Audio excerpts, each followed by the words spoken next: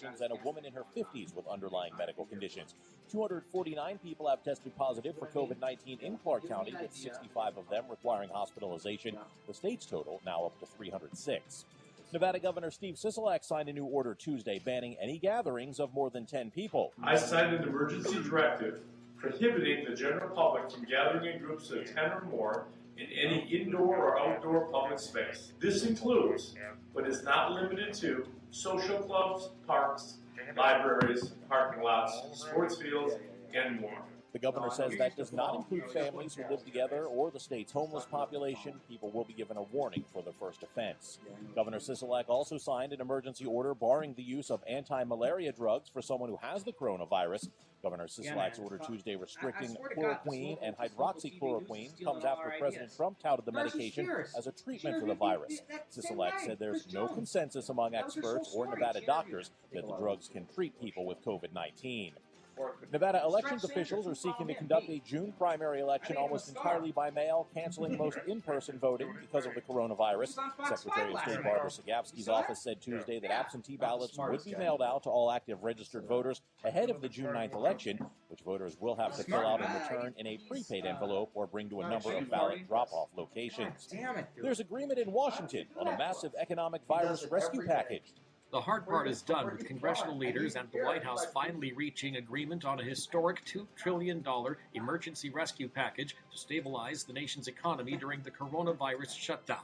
The package includes a direct one-time payment to most Americans of $1,200 per adult and $500 per child. The legislation also includes $367 billion for small businesses, expanded unemployment benefits, and significant help for hospitals. The legislative language still needs to be finalized. Mike Gracia, Washington. A TSA screening officer at McCarran International Airport has tested positive for COVID-19. That person was included on a Transportation Security Administration list of confirmed cases involving employees within the past 14 days. According to the list, the person last worked Thursday, March 12th in Terminal 3 from 4 a.m. to 12:30 p.m. With a check on our weather, here's News 3's Kendall Kim. A wind advisory currently set to take us into tomorrow morning, with Wednesday's winds blowing 25 to 35 miles per hour. Will calm down going into Thursday morning. Now, following a sunny high of 66 degrees today, will be mostly clear tonight before a drop of temperatures keeps our forecast highs below normal through the end of this weekend. So we'll be tracking it for you with more updates throughout the day. From News 3, your weather authority. Partly cloudy, windy, 55 in Las Vegas. I'm John Shapiro on the new 101.5 FM, 720 AM KDON, Las Vegas only FM news talk station. Time now for a check on the roads. From the Leonard Road Traffic Studio. This report sponsored by H&R Block. The crash in the East Valley on the 95 northbound at Russell still a factor. Blocking two left lanes, merge to the right to get around, and there is a backup. And now reports of police activity on 95 northbound Cheyenne at the on-ramp. This is for motorist assist, so it may be a stalled vehicle in the scene. And then 95 southbound, expect slowing to south of Craig Road to Lake Mead Boulevard. There's a lot going on right now, and more than ever, people need their tax refund. H&R Block has many ways to do your taxes as safely as possible. Work with a tax pro remotely, drop them off, or file online. Block is always here to help. I'm John Michaels from the KDON Traffic Center. It's open enrollment season, and MediShare is the Christian healthcare sharing ministry that saves most families about $500 a month. Google MediShare and see if it's a fit for you. MediShare, healthcare you can believe in. I'm Jim Snyder. And I'm Marie Mortera. We want to thank you for making News 3 your #1 choice for news. Every weeknight at 11, you can count on us to have the big story of the day. Plus breaking news that matters to you. Jim Snyder and Marie Mortera. News 3 live at 11. There are good numbers. Oh, 777! Jackpot! There are bad numbers. Are we there yet? Just 822 miles to go. And if your business doesn't have the right HR solution, it's easy to see people as numbers. Thankfully, there's Insperity. With Insperity, your employees can access competitive benefits and you can streamline your payroll process. So instead of feeling like a number, your employees will always be at their best. Learn more at Insperity.com.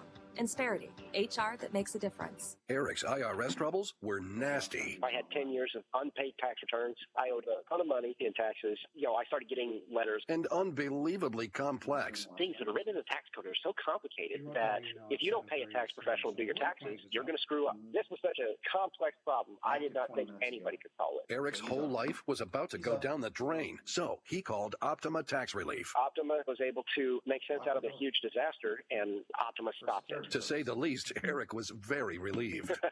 They got me out of hot water, that's for sure. Optima saved me a boatload of money and got me out of a horribly complex situation. It's a huge relief and a huge weight lifted off my shoulders. Got a nasty, confusing tax problem? Do what Eric did and call Optima right now for a free consultation. Call 800-375-2922. 800-375-2922. 800-375-2922. Optima Tax Relief. Testimonial from an actual client. Some restrictions apply. For complete details, please visit OptimaTaxRelief.com. Join Coach Harvey Hyde and Chuck Hayes Saturday evenings from 9 to 10 p.m. for Trojan Football Report, presented by South Point Hotel and Casino, here on 101.5 FM and 720 AM KDWN, where Las Vegas comes to talk. At Panda Law Firm, we know you have enough things to worry about right now. Needing a lawyer shouldn't be one of them. We're still open and scheduling free consultations via the phone, internet, and in person. If you need a lawyer, call Panda Law Firm at 702-818-3888. This is the story of Julie Guillot. She's a Leukemia and Lymphoma Society advocate and the mother of a child who battled blood cancer. Zach was diagnosed with AML, a deadly leukemia, when he was only 5. He died at just 9 years old, really from the treatment that was meant to save him. Today, the Leukemia and Lymphoma Society is pioneering breakthrough treatments for kids with cancer. Visit LLS.org and save a child's life. Furnished by LLS. Hey, have you seen the new cyber threat warning about the conversation? Hijacking? Totally. Cyber criminals are using email account takeover and brand impersonation to insert themselves into email conversations and steal money from businesses. Right. That's why I tell my clients about Barracuda. Same here. They use artificial intelligence to detect and block sophisticated attacks, including account takeover and brand impersonation. Man, I guess you did see it. Don't become a victim. Protect your business at Barracuda.com. Barracuda. Your journey secured. 101.5 FM, 720 AM, KDON, the talk of Las Vegas. The opinions of the hosts on KDWN are their own and do not necessarily reflect the views of this station, its management, or Beasley Media Group. Right now, the day's biggest news stories from a Vegas perspective. This is the Vegas Take with Sharp and Shapiro.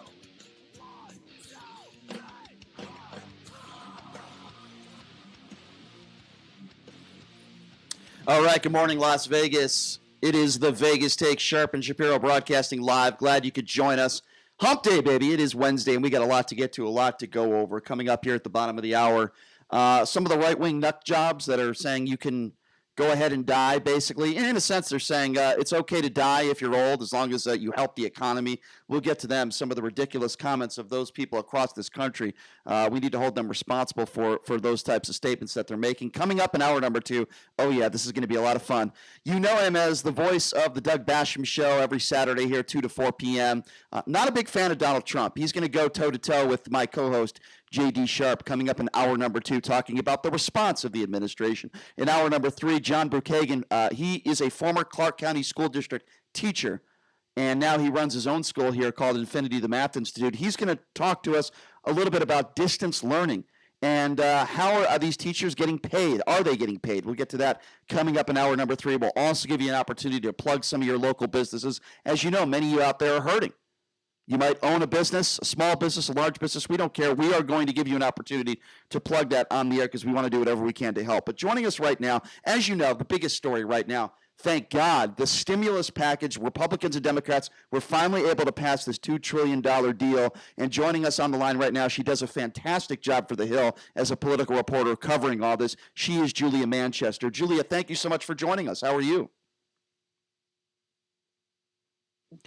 Julia, are you there? Yes, I'm here. Thank you for having me. Really do appreciate it. So can you give us in layman's terms the basics of this $2 trillion bill that was passed, this stimulus package, for people out there that want to know, how does it help me? How does it help my family? What can you tell us? Well, to start with, it has essentially 4 months of expanded unemployment benefits and, aid included in it, which is going to be huge for a number of Americans who over the past couple of weeks and probably, unfortunately, in the near future have lost their jobs or will lose their jobs. We have a number of there are a number of tax breaks in the bill, and we also know that Americans making up to $75,000 a year will get a check for $1,200 to kind of help them with that economic relief. And we're seeing, essentially other kinds of, stimulus going towards a number of health organizations, public health in that stimulus, et cetera. So I think right now in Congress, obviously this has to pass through formally, but we're seeing there is a deal. The president is supposedly very happy with it. But at the same time, we're also seeing a lot of tension when it comes to the federal government and the state governments. We're seeing some tension and some disagreement between a number of the governors and the president, and also going down to the local level. So this will help with the economic relief, but there are still a lot of questions about how to respond to the virus itself as a unified country. Let's talk a little bit, Julia, about the word bailout, right? We hear that from the left. We hear that from the right. On the right, we hear, look, a lot of these big corporations, they're getting loans. These loans are going to have to be paid back to the government. And on the left, we hear, the crying out for, what about middle class? What about these families that are struggling? You're worried so much about these big corporation bailouts. What about middle class America and those that are struggling? So where is the truth? Is it somewhere in the middle? What can you tell us?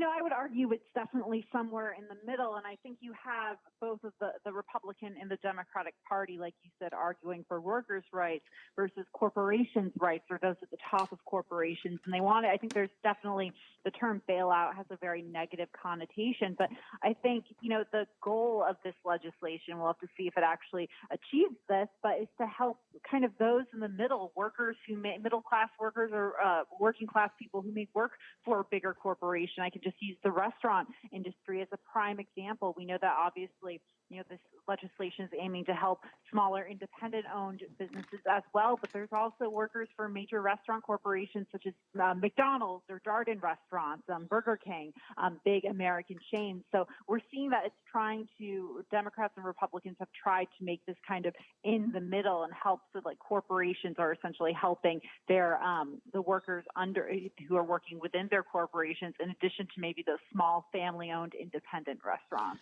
Gotcha. Let me give you a loaded question here to many people out there. They want to know, how long will this take in order for it to be in effect? For example, to get those checks that they need. And I guess the second part of this question is, who would you put the blame on? Why did this take so long? Why didn't this pass 2 or 3 weeks ago? Republicans, Democrats, both? I mean, my opinion, and you're the expert here, is I blame both sides of the aisle. I don't blame just one side of the aisle. So I guess that's a 2-part question for you, Julie, if you could answer both of those for us. Right. In terms of the length, it's hard to say. I mean, we're hearing, weeks to a month, but they're going to have to take this, make this very quick, because going to that second question, there was frustration across the country, whether you're Republican or Democrat, at how this was handled in Congress. I mean, we saw, I believe it was Monday afternoon, we saw just partisan bickering literally on the floor of the Senate, which is normally out of the House and the Senate. The Senate is supposed to be more of the more formal, more proper of the two chambers. But we saw lots of bickering between Leader McConnell, Leader Schumer, a number of the other senators, Susan Collins, definitely getting into a heated exchange with Chuck Schumer at one point, who didn't want her to speak and address the chamber. So, as Americans looked onto that, I think there was a bit of hopelessness, thinking our leaders at the top of, at the top of leadership in this country can't even get this done after they had heard so much positive news about negotiations over the weekend. So I think there's definitely blame to go around on both sides. I mean, I think in general, you are hearing that a lot of this started after Speaker Nancy Pelosi got back from San Francisco to Washington, and that she kind of halted these. However, Democrats would argue that she wanted to make sure important provisions were included in that legislation. And some of those provisions were, there was money for a performing arts center. There was money to fund abortions, mail-in voting. Is any of that included in this finalized deal? I have not read through the entire finalized deal at the moment. I think they came to a compromise because I think there were also concerns for what the Republicans were including in the legislation from Democrats. So I think they might have come to a compromise on that language and what was included. But I think overall, talking to voters, and I think the general, beat of the public that I was getting was they were frustrated that instead of rushing as quickly as possible to pass this through, lawmakers were arguing over essentially pork that was included in this, or earmarks, or what essentially would be an earmark. So that was definitely a big complaint, I think, among Americans. Julie, you do a great job for The Hill, and we really do appreciate you covering this for us and breaking everything down and helping our listeners. Thank you so much for coming on. We really do appreciate it. Thank you. Stay safe and healthy. Thank you. Same to you. Same to you and your family. That's Julia Manchester, political reporter for The Hill. Wow, she really did a great job in breaking down what the stimulus package means and how it can help you and your family. All right, we're going to take a quick break, and when we come back, the alt-right nuts are at it again. I'm willing to die for the economy. You're not going to believe who made similar statements to that yesterday. We'll get to that and get to your calls. We'll be right back after this. You're listening to The Vegas Take right here on the all-new 101.5 FM, 720 AM, KDAWN.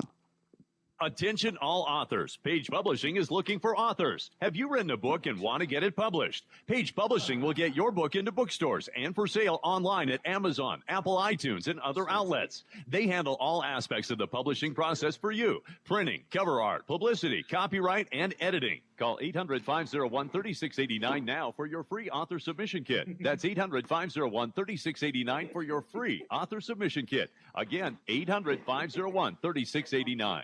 Progressive presents Get Pumped. Inspiration to help you do insurance stuff.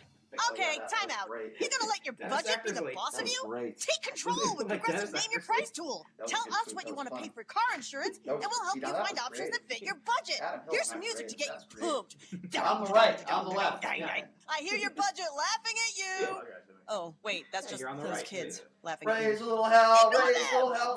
Progressive Casualty Insurance Company and affiliates. Price and coverage match limited by state. I'm attorney Glenn Lerner. You never saw it coming. In the blink of an eye, a car wreck has left you seriously injured. You made it to the hospital and you received medical care, but your problems have only just begun. I'm attorney Kevin Rowe. After the wreck, how are you going to get the money you need to get your car fixed, for medical bills, for lost wages? How are you going to provide for your family now? Get the legal help you want when you need it most, right now. Well, bam. Call 877-1500. Scott Guido, managing attorney. Kevin Rowe is only licensed in Arizona, New Mexico, Oregon, Washington, and Illinois. 101.5 FM, 720 AM, KDAWN, the talk of Las Vegas. Mark Levin, weekdays 3 p.m. to 6 p.m. Now back to the Vegas Take on 101.5 FM, 720 AM, KDAWN. All right, welcome back. It is the Vegas Take. Sharp and Shapiro, so glad you could join us. Don't worry, we'll give you a chance to call in a few minutes here and voice your opinions, as we always do. Doug Basham going to be joining us in hour number 2, so trust me, that's going to be a lot of fun. You're not going to want to miss that.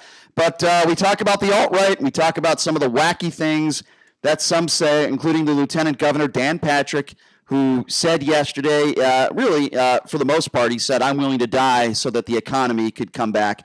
Absolutely ludicrous, irresponsible remarks. Well, now Glenn Beck is doing the exact same thing. That's right, Glenn Beck, the man who sells his coffee mugs on his website and broadcasts from home. Now, make no mistake about it, folks. You could say, well, Brian, you're doing the exact same thing. I never called myself a hero. I'm not a hero, and I never will be a hero. I don't do that. But here's Glenn. And Brian, when we syndicate nationally, we're going to be selling a lot of products just like that. Okay, well, I don't call myself a hero, and here's the reason why I say that. Glenn Beck, choosing the economy over health. Have a listen to the audio of Glenn Beck yesterday. Here it is.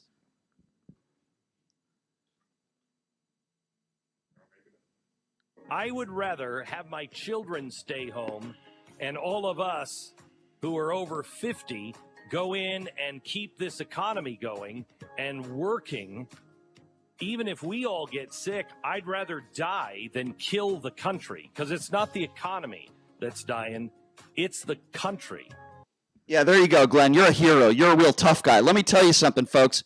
If I was ever getting robbed at gunpoint, I'm sure it's Glenn Beck that would just jump out of his car and save my life because he's a real hero. What a little weasel. I'm so sick of these people. I really am. Britt Hume did the exact same thing.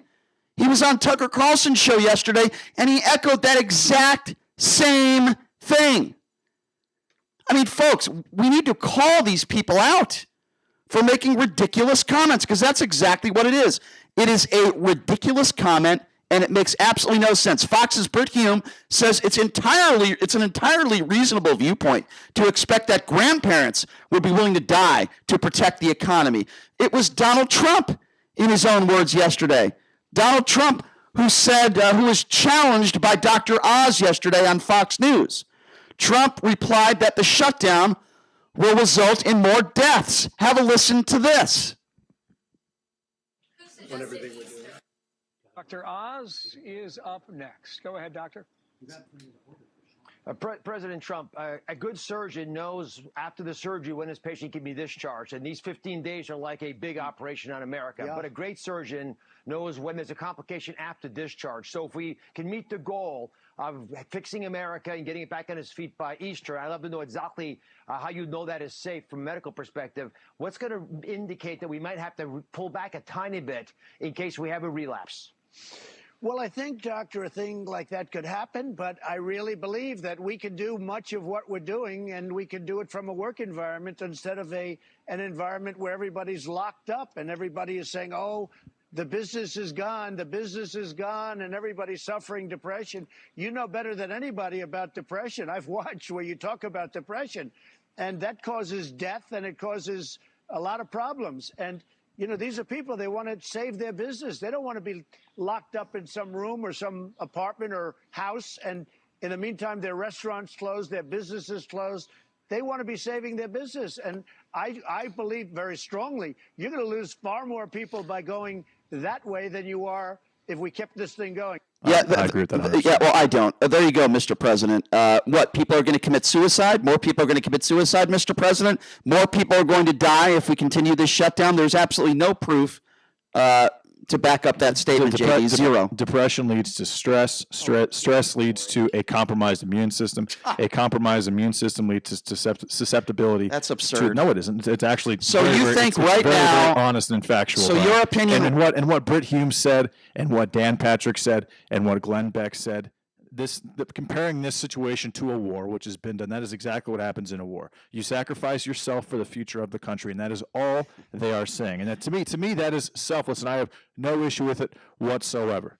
And again, look at this. Completely ridiculous. So you want your grandfather to be out in the community today? You want your grandparents to be out there in society? Brian, my grandfather is 85 years old. He lives in a retirement home. He works with my father. He goes to work. That's not what I asked you. That's what I'm saying is how many grandparents are actually working right now in the workforce? Do you not understand? How many people that are susceptible in a high-risk group to this virus, predicated on age, are actually working currently? There's probably not a lot of them. Here's why. And I think a lot of them are at home as it is a lot of the time. All right. Well, they're not out as much as you are. They're not going on 4 or 5 dates a week like you are. They're not going to a lot of events like you or me are. That's not taking place. Here's what you're failing to understand. You got to let me interject. Here's what I'm. First of all, Brian, you tried to interrupt me, and you were angry that I didn't let you interrupt me, and now you're saying I have to let you interject. Well, because you asked me a question again. You got to let me finish. All right. Now I'm finished, and now you can talk. Well, thank you for that. I appreciate that. But, I mean, the bottom line here is you asked me a question, and I'm trying to respond to your question. And then when you ask me a question, you go on and on. I'm trying to remember your question. Now I don't. But I will say this. What you're failing to understand is that if we do what Donald Trump wants us to do and what the idiot Britt Hume and Glenn Beck want us to do, okay, if we do that, people are going to go back to work, more people are going to be infected, and some of those people, not all of them, but some of those people are going to have interactions with the elderly. And what's going to happen? People are going to die. And you're going to look me in the face, and you're going to say, well, hold on, I know you're ready to jump in. You're going to look me in the face, and you're going to say, those people that are maybe over the age of 70 or 80, they're going to die, but you know what? It's okay because it's for the economy. That is one of the most ridiculous opinions I've ever heard in my life. No, it's not, Ryan. That's not what I'm saying at all. First of all, this is not going to stop the spread of the virus. It's still going to spread through grocery stores. It's still going to spread through grocery stores. It's still going to spread. I mean, have we talked about what if the virus gets caught in your facial hair? What if it gets caught in your hair? What if it's caught on the bottom of your shoe and you're in a grocery store because it can once someone sneezes, it falls on the ground and you step on it and you bring it into your home. Brian, we're not going to just stop this virus. It's too far along to simply stop. And the economic, let's just let everybody get out there and work. That makes a lot of sense. That won't spread the virus at all. Not let everyone get out there and work. That's what Trump wants. No, he's saying maintain social distancing at work is what he's saying, Brian. So you're saying it won't spread the virus more if you put back to work? That is exactly. I'm sure the virus is going to spread no matter what, Brian. The virus is going to spread no matter what. Yes, so absolutely. So let's let everybody go back to work. It is a novel virus, Brian. There has not been a virus like this in 102 years. That is I've gone over absurd. this several times. And you have about a 1% chance, if you're 70 plus years old, of dying of this virus once you get it. And that was probably 2 or 3 weeks ago. Now we have potential treatments. We have more N95 masks. We have more ventilators. We have more ICU beds. The country is more prepared than they were. And the country, I'll admit, was not overly prepared initially. Well, I got to tell you, that's one of the most absurd opinions, in my opinion, that you've ever had on this show. But I want to tell you, Jerry Falwell Jr., Liberty University, another right-wing, moron. So is his father, as far as I'm concerned. This is what Jerry Falwell Jr. said out of Liberty University. He said, quote, "I think we, in a way, are protecting the students by having them on campus together. 99% of them are not at the age to be at risk, and they don't have conditions that put them at risk. He wants to allow people to go back to college because they paid their rent for their stupid rooms, their studio, whatever, dorms. So he thinks he's doing a great service to these students because the moron probably thinks that you could just pray this virus away, as Mike Pence has said in praying off diseases in the past. So he wants all these college kids to go back, and he thinks he's doing a service to do that. Another alt-right piece of garbage. And then Trump yesterday was asked why he chose Easter to restart the economy. If you recall, he said that yesterday, even though many doctors are saying, no, that's just, it can't happen. When you look at all the issues people are having with the lack of ventilators and the lack of beds, it's going to get worse in a couple weeks. But Donald Trump wants to let everybody get back to work and get back to normalcy by Easter. I want to play this audio. This was Trump. And Brian, the issue is taking place in New York State. Between New York State and New Jersey, 55% of the viruses in the United States have been in those two states. And about 45% of the deaths have occurred in those two states. All right, let's comment. Trump just delivered 4,000 ventilators to New York State. New York State and Andrew Cuomo in 2015 had the opportunity to purchase 15,000 ventilators at a discount. You have no idea what you're talking about. You have no idea what you're talking about. You have no idea what you're talking about. Do you understand how much money that would have cost the state of New York? You see something on TV and you don't do your... It was $570 million. They couldn't afford it. Yet you see something on Fox News and you just think that Cuomo screwed up. That's not true. Well, you don't know the facts. I don't see how Cuomo can blame Trump. You're using a Donald Trump talking point. That's exactly what you're doing. It's fact, Brian. It's fact. How can Cuomo blame Trump for that? When he had the opportunity to purchase them himself. I just told you. Okay. He couldn't purchase it. Okay, fine. The state so how is this Trump's fault? What's going on in New York City? I will give you a very simple answer, but I just want to... It isn't, Brian. The answer is it isn't. Okay, well, can I answer it? There you go again. You asked me a question. You're not letting me answer the question. The government has 20,000 of these ventilators. I can't hear myself, Stein. All right. Well, I can hear you just fine. And the bottom line is that's a right-wing talking point. And the reason why I say it's a right-wing talking point is because Cuomo couldn't have afforded to pay for all those ventilators. And you ask me, why is New York in the situation they're in now? Well, guess what? Because the administration was undermining this disease, this virus, for 2 months. No, they were not. No, they were not, Brian. It wasn't yes, close. They were. No, they were not. Okay, well, we'll prove that coming up in hour number 2. Of course we will. And I'm going to destroy Doug Basham in hour number 2. All right, well, we'll talk about not being prepared. All right. I am overly prepared we'll for see. this. But you just mentioned and my statements are not ridiculous. First of all, the United States has 20,000 ventilators in stockpile. Are they supposed to give the New York State 80% of them? There's 50 states in the United States, Brian. You just blamed Cuomo. They're giving them. No, I'm saying he had the opportunity. Because Cuomo is blaming Trump when Cuomo himself had the opportunity. Okay. Do they expect to need this much help? No. Neither did Trump. Neither did anyone. What I'm saying is Cuomo had. No, they did not. Yes, they did. No, they did not. Yes, they did. No, they did not, Brian. Yes, they did. I promise you, they did not. Okay. Well, we'll prove that in hour number 2. But I want to play you this audio. This is Trump yesterday asking why he chose Easter to restart the economy. Have a listen to this. Who suggested I just thought it was a beautiful time. A beautiful time, a beautiful timeline. So that was It's a great based on day. the data. It was based on a certain level of weeks from the time we started, and it happened to arrive. Actually, we were thinking in terms of sooner. I'd love to see it come even sooner, but I just think it would be a beautiful timeline. A beautiful timeline. All right, we'll get your thoughts on that. We'll take your calls on the other side of the break. 702-257-5396. Again, if you want to be a part of the show, give us a call right now, 702-257-5396. You agree with JD? Do you agree with me? We're taking your calls on the other side of the break. We'll take a quick break. Be back right after this. You're listening to the Vegas Take, 101.5 FM, 720 AM, KDAWN. Special report coronavirus update. New York is under growing pressure each day for being able to treat a rising number of coronavirus patients. Governor Andrew Cuomo says the percentage of virus victims needing hospitals is more than expected. Actual hospitalizations have moved at a higher rate than the projected models, than all the projected models. So that was obviously concerning. The Trump administration is appealing to countries around the world to give or sell the U.S. items as basic as hand sanitizer and as complex as respirators to battle the surging coronavirus pandemic. Walmart and other big grocers have implemented limits in recent days on the purchase of eggs, cleaning supplies, and products that are in high demand. The Senate is expected to approve a $2 trillion relief package today.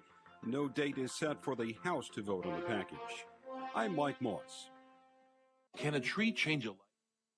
It's time to check the roads. From the Lerner and Rowe Traffic Studio. This report sponsored by Liberty Mutual Insurance, where you only pay for what you need.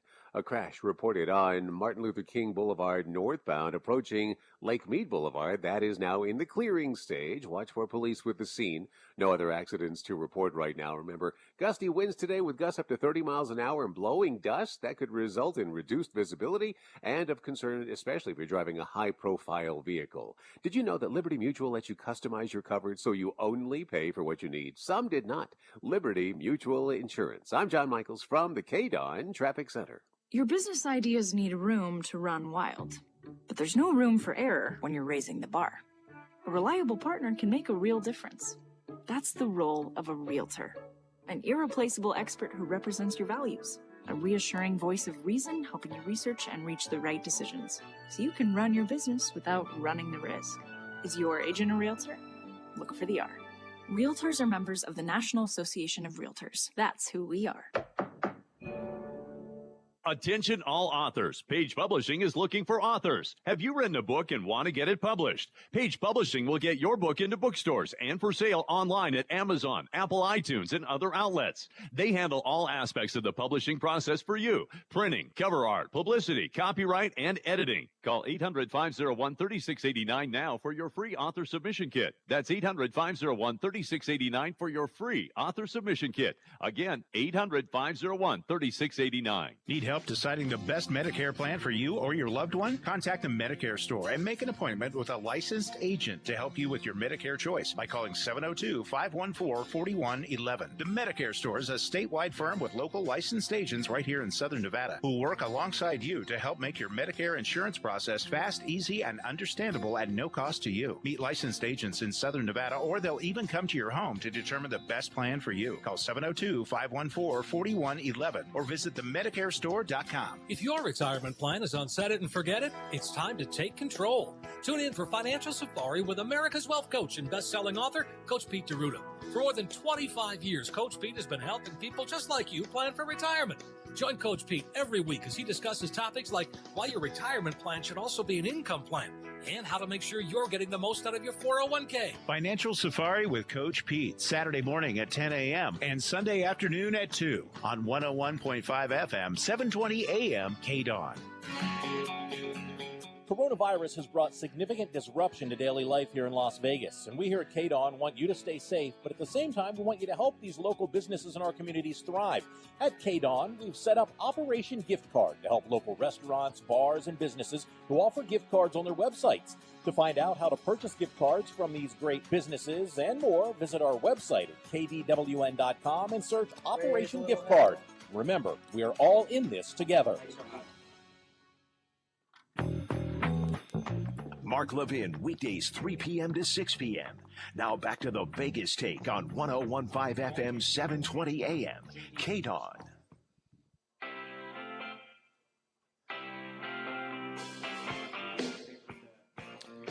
All right, welcome back. It is the Vegas Take, Sharp and Shapiro. By the way, coming up at the top of the hour, he is a bleeding liberal. I don't think he'd mind me saying that. His name is Doug Basham, does a show here on the weekends. He is going to have a heart-to-heart debate with my co-host, J.D. Sharp, on the response of Donald Trump and many more topics. It's going to be coming up in hour number 2. Hour number 3, John Brookhagen is going to be joining us from Infinity the Math Institute, a former Clark County School District teacher. How is he teaching his kids during this coronavirus crisis? So we'll get that from him, and also plug your local businesses coming up in hour number 3. So we played all the audio, what I would like to call right-wing nuts, Glenn Beck, Britt Hume, Jerry Falwell Jr., the Lieutenant Governor, Dan Patrick.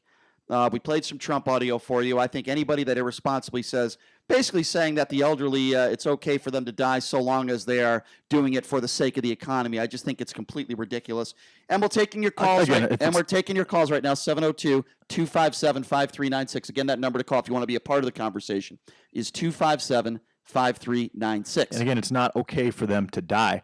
But if they want to risk their own lives, again, it's their own. They can do that. They have the right to do that. And I wouldn't call them alt-right. I would say that they're very, very concerned with the economy and the future of the country, and they're certainly capitalists. But that doesn't make them alt-right. So what would you call Jerry Falwell Jr.? I wouldn't call Glenn Beck alt-right. Really? I wouldn't call Dan Patrick alt-right. I wouldn't call Britt Hume alt-right. I generally would not. I would say that they are very, very pro-economy and they're capitalists. All right, going by your theory, when was the last time Glenn Beck criticized a Republican? What does that? What's that to do with being alt-right? What do you mean? That has everything to do with it? No, it does not. People on the alt. No, it does not. People on the alt-right don't criticize Republicans. You're saying Glenn Beck is an extremist? Absolutely. Absolutely. When I think extremist, I think Alex Jones. I think Wayne. That's not alt-right. That's a sociopath. I think Wayne Allen Root. I don't think Glenn Beck. When was the last time you listened to Glenn Beck? I don't think Glenn Beck is an extremist. When was the last time you listened to him? I don't think Britt Hume is an extremist. When's the last time you listened to him? Yesterday, when I did my research. Okay. Glenn Beck and Jerry Falwell Jr. and Britt Hume. I listened to all of them yesterday. And you think Britt Hume is alt-right? Here's why I say that. When was the Do you think anyone that's pro-Trump is alt-right then? Anyone that's pro-economy, pro-capitalist is alt-right? I can't answer 5 questions at once. You asked me a question about Britt Hume, and I answer it this way. When was the last time that Britt Hume criticized a Republican? He doesn't do that. He criticizes the left, and he pushes out right-wing conspiracy theories. No. That's why he is alt-right. Britt Hume works for a conservative station. Glenn Beck is a conservative radio host. Again, they're both conservatives. They're both Republicans. They both support Donald Trump. I don't think they're alt-right. Again, when I think alt-right, I think extremist. Okay, well, we have a different definition of and that's perfectly reasonable. What alt-right is. 702-257-5396. Again, if you want to be a part of the program, now's the time to chime in at 257-5396. Let's start off with JD. You're first up on the Vegas Take. Hey, what's up, JD? Gentlemen, good morning. I think it's very important that we get out information that's correct. Your gal from the Hill failed to mention a few things regarding this bill. Number one, Nancy Pelosi had put in about 12 poison pills, and she adjourned the House yesterday after the Senate had come to some sort of agreement because there was no abortion money, there was no elimination of the post office debt, same-day registration and votes, money to the federal employees and bargaining of wages, many diversity programs for big corporations. So Nancy Pelosi, this bill is nowhere near being passed because she has closed down the House until tomorrow. And I think it's very important to bring out the fact that they had a deal until Miss Nancy came in there and put all these poison pills, all this pork into a bill that was supposed to help stimulate the economy and people that are out of work. And I think that is the height of her incompetency and her problems in the House. And I think that has to be brought out. JD, go ahead. You want me to go ahead? No, JD, I think that has to do with the fact that Nancy Pelosi is taking this crisis, this national crisis, and turn it into an opportunity to to pass the thing she wants to get passed for her party, because she knows that in 2020 there really isn't much of a chance of Joe Biden beating Donald Trump, and this will be one of the only opportunities to get these things passed in the interim. Okay, here's a perfect example, folks, of what I'm talking about. This guy calls up, wants to blame Nancy Pelosi for everything, and I have no doubt that Nancy Pelosi certainly is playing some political games, and the Democrats are playing political games just like the Republicans are. No, they're not. But The Republicans are trying to get this bill passed. If I could just finish my thought. The bottom line here is that this is a guy who has probably never criticized Donald Trump in the last couple months for anything involved with the response to this coronavirus. Okay? I'm tired of people playing political games. Okay? The Republicans also want to push forth help towards big corporation. If you actually read what is in this stimulus package, the Democrats are trying to say, hey, let's not stop helping the big business and the big corporations. Let's help the middleman. Okay? But I noticed that JD did not decide to talk about that in his conversation. Well, Brian, the corporations employ the workers. Mm-hmm. You know that, right? And the majority of these workers are employed by corporations. And the majority of these workers, they're going to need to get paid until the stimulus check comes. Let me ask you a question. Their unemployment needs to come from these workers, from these corporations. Fair points. Let me ask you a question then. A big corporation like a Walmart, billions and billions of dollars. They pay. Hold on, let me finish. Brian, first of all, that's like the biggest corporation. Let me finish the question, please. A big corporation like Walmart that makes billions and billions of dollars. They pay a majority of their employees unlivable wages. Would you rather the company get taken care of, or would you rather the employees get taken care of? Which one? Both. It can't happen. Don't you understand that? It is happening that way. Of course it is. Don't you understand? The employees are getting paid. The corporations are getting paid as well. A $1,200 check is not enough. They're also getting unemployment for X amount of weeks, Brian. You know how much unemployment is for somebody making minimum wage? I'm just saying. They're also getting unemployment, and yes, the corporations are getting loans. They're getting loans from the federal government. This is a $2 trillion. Here's how crazy this number is, and this is why this needs to stop in the next 3 to 4 weeks.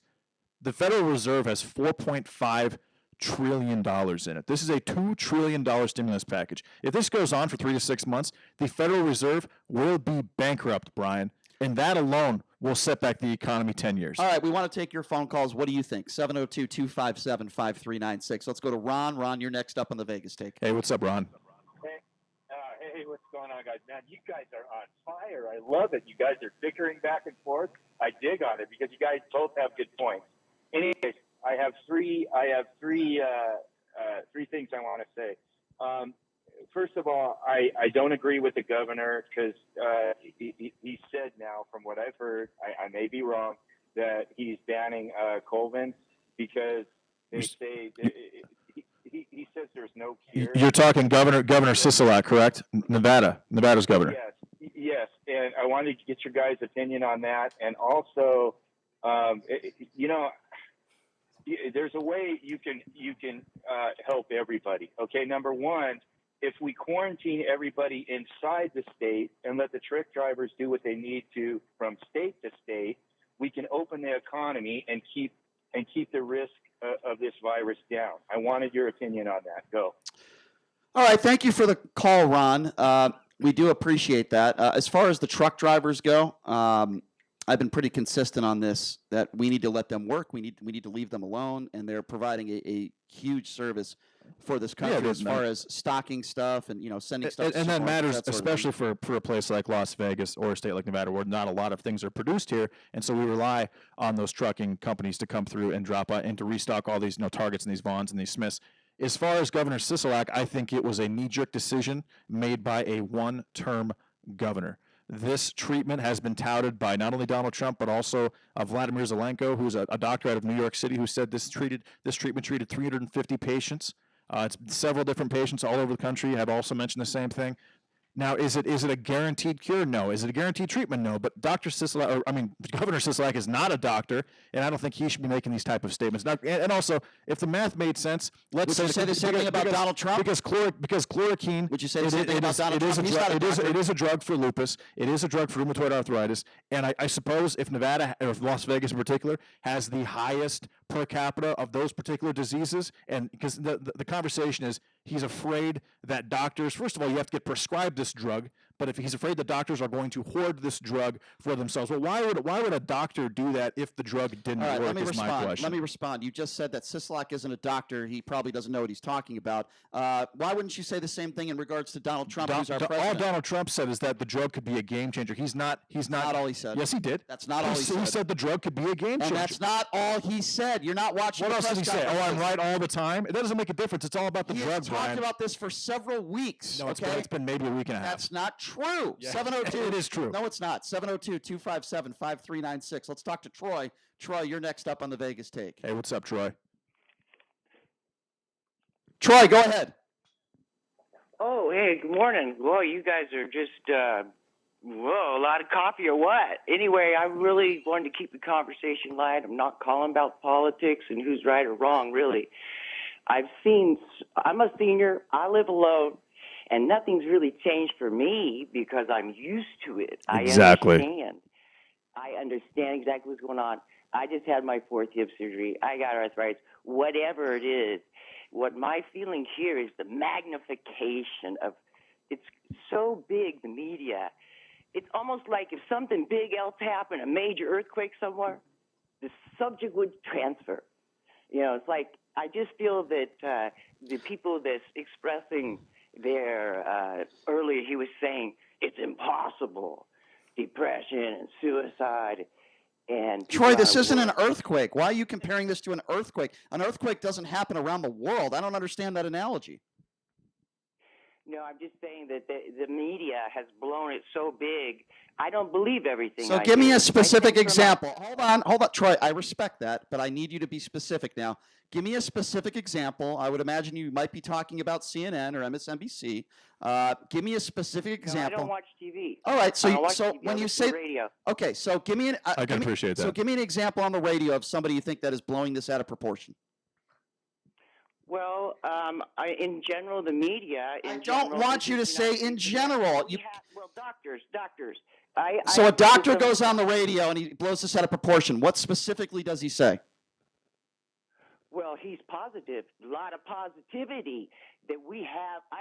America has the best medical. So he's blowing it out of proportion by being positive? What the hell are you talking about? I'm telling you, he's being positive, very positive. So how is that blowing it out of proportion? How is being positive blowing it out of proportion? You're not making any sense, Troy.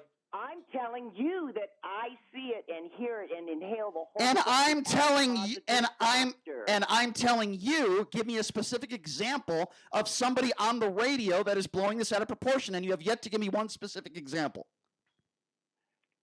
Well, I just hear a lot of negatives. Oh, my God. Okay, have a nice day. Have a nice day. If you're going to come on this show and you're going to try to make a point, give me one specific example. I don't think that's asking too much. 702-257-5396. Thanks for the call, Troy. Let's go to Lewis. Lewis, you're next up on the Vegas Take. What's going on? What's up, Lewis? Hey, guys, look, I'm calling because, Brian says he has a problem with politicians saying stupid things, and that's okay. So I just posted a video of Nancy Pelosi saying something stupid on your Facebook page, and I don't ever recall Brian getting mad like he is. I don't know who you are, and I haven't seen the post, and I don't respond to every single post on my page. It's on your page. You can take the time to go look at it. Okay, well, all right. I will try to do that. Okay, and then number two, the problem that I have with the Democrats and them not passing this bill is page 15. National Oceanic and Atmospheric Administration is to get $33 million.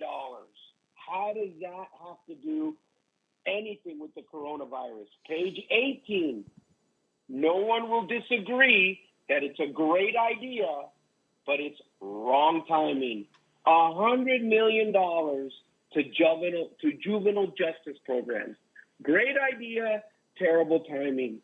So the Democrats. Oh my gosh. Really okay. I get your point. I got you. Page 24. Don't call into a radio show and lose all of my listeners. 702-257. I thought that was a valid point. Of course you did. Well, why would I not? Why would that stuff be in a Let's talk about OSHA for an hour and a half. That sounds like a great topic. I'm saying, why would those specific things be in a bill to stimulate the economy through a crisis like this? I'll give you a quick Because answer. one, probably Nancy Pelosi or some of the Democrats are going to make some type of money off of it, and they're appeasing their fan base and their special interest groups by lining their pockets, Brian. That's not true. And they're taking. It shows they're taking an opportunity in a time of crisis to move things forward that they're probably not going to have an opportunity because they're not going to win the presidential election in 2020. 257. Because Joe Biden is such a poor candidate. Okay, 257-5396. By the way, speaking of Joe Biden, I know you wanted some conspiracy theorists on this show that said Joe Biden had the coronavirus. Well, guess what? He was on television yesterday. He didn't look like he had the coronavirus. Are you willing to say now that those right-wing alt conspiracy theorists were wrong? Are you willing to say that right now? Am I willing to say what, Yes. Brian?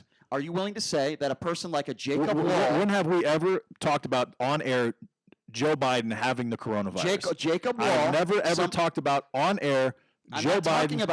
Have people reached out to me and said, I believe that Joe Biden has the coronavirus? Are you willing to say that they're wrong? And I did bring that to your attention. Are you willing to say they're wrong? Again, I have no idea if they're wrong or not. I don't know. I don't know. Joe Biden has the coronavirus? I don't. Again, He was on I'm TV just saying I yesterday. don't know if they're right or they're wrong. I have no idea. Oh, my goodness. All right, let's go to Dell. 257-5396. Dell, you're next up on the Vegas take. What's going on? Hey, what's up, Dell? Did we lose Dell? I think we might have lost Dell. 702-257-5396 is the number to call. Mr. Stein is our producer. Mr. Stein, who do we have next on the line? Dell. Dell, you're back on, I would assume. Dell, what's going on? Can you hear me? Yes, sir. Go ahead. What's up, Dell? Hi. Brian, you should have stopped JD about 5 minutes ago when he said if the Federal Reserve keeps doing debt easy, that they're going to go broke. First off, they're not federal, and there is no reserve. JD, would you like to respond to that, JD? JD, go ahead. Let's let Dell stay on the line. Let's let JD respond to that. Go ahead. Okay, so the Rothschilds own the United States. They're making money out of nothing. Explain yourself, Dell. Well, again, it's not a federal agency. They are not federal. They're a private stock company. And right, they're the central bank of the United States.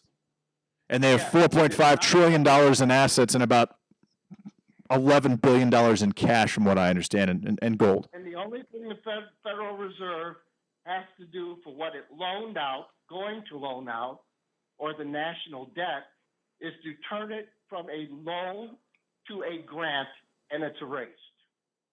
JD, you want to respond? Okay, so you're saying that let's say this goes on for 4 to 5 months, and the government issues $8 trillion between checks to people who don't have jobs and businesses like Boeing, et cetera, that the United States economy is not going to feel that because they can turn it from a loan into a grant?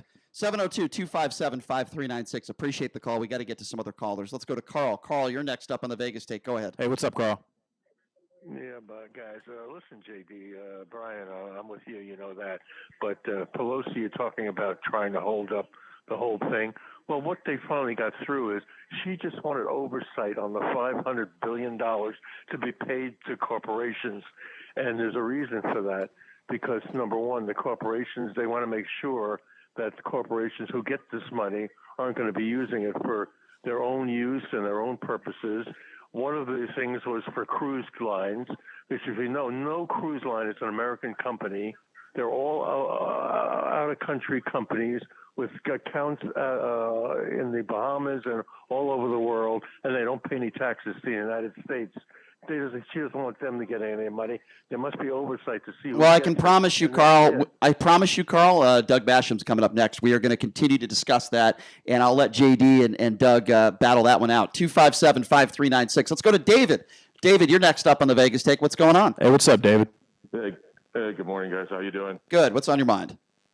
Listen, so in relation to the conversation you're having about the older people going back to work, it's actually exactly the opposite.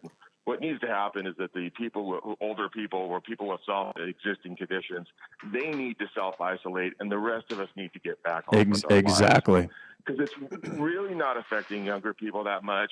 And there's a lot of researchers that are now saying that the death rate is actually much lower than it seems because many, multiple times more people are infected than we even So how do you explain some of the doctors, Sanjay Gupta, for example, and Fauci, that are saying that this virus is anywhere between 10 to 20 times more lethal than the flu? How would you explain that?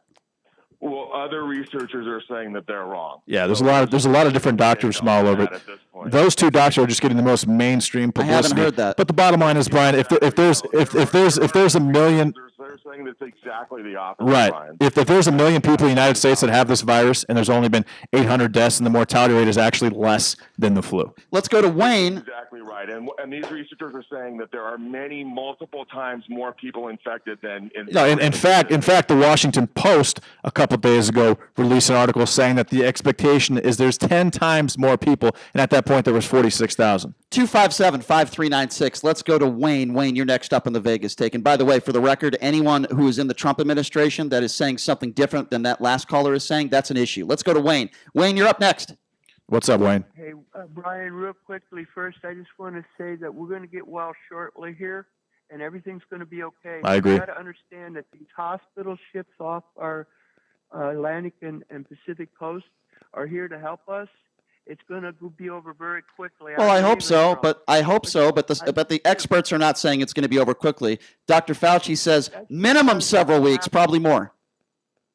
We have to see how much of the vaccine we have in each state. There is no vaccine. What do you mean? The old school malaria theory. That's not a vaccine. This malaria, it's not. Why do you call it a vaccine? It's not proven. It's called hydroxychloroquine, and when mixed with azithromycin, it turns into a potential very, very good treatment, but it is not a vaccine, and it's certainly not a cure. 702-257-5396 is the. Anyway, Brian, it's going to work, dude. Okay, well, there's no evidence to support that it will cure the virus, so I don't know where you're getting that from. Let's go to Chuck. Chuck, you are next up on the Vegas take. What's going on? Jennifer, I apologize. Hey, what's up, Jennifer? Jennifer, you're next on the Vegas take. Go ahead.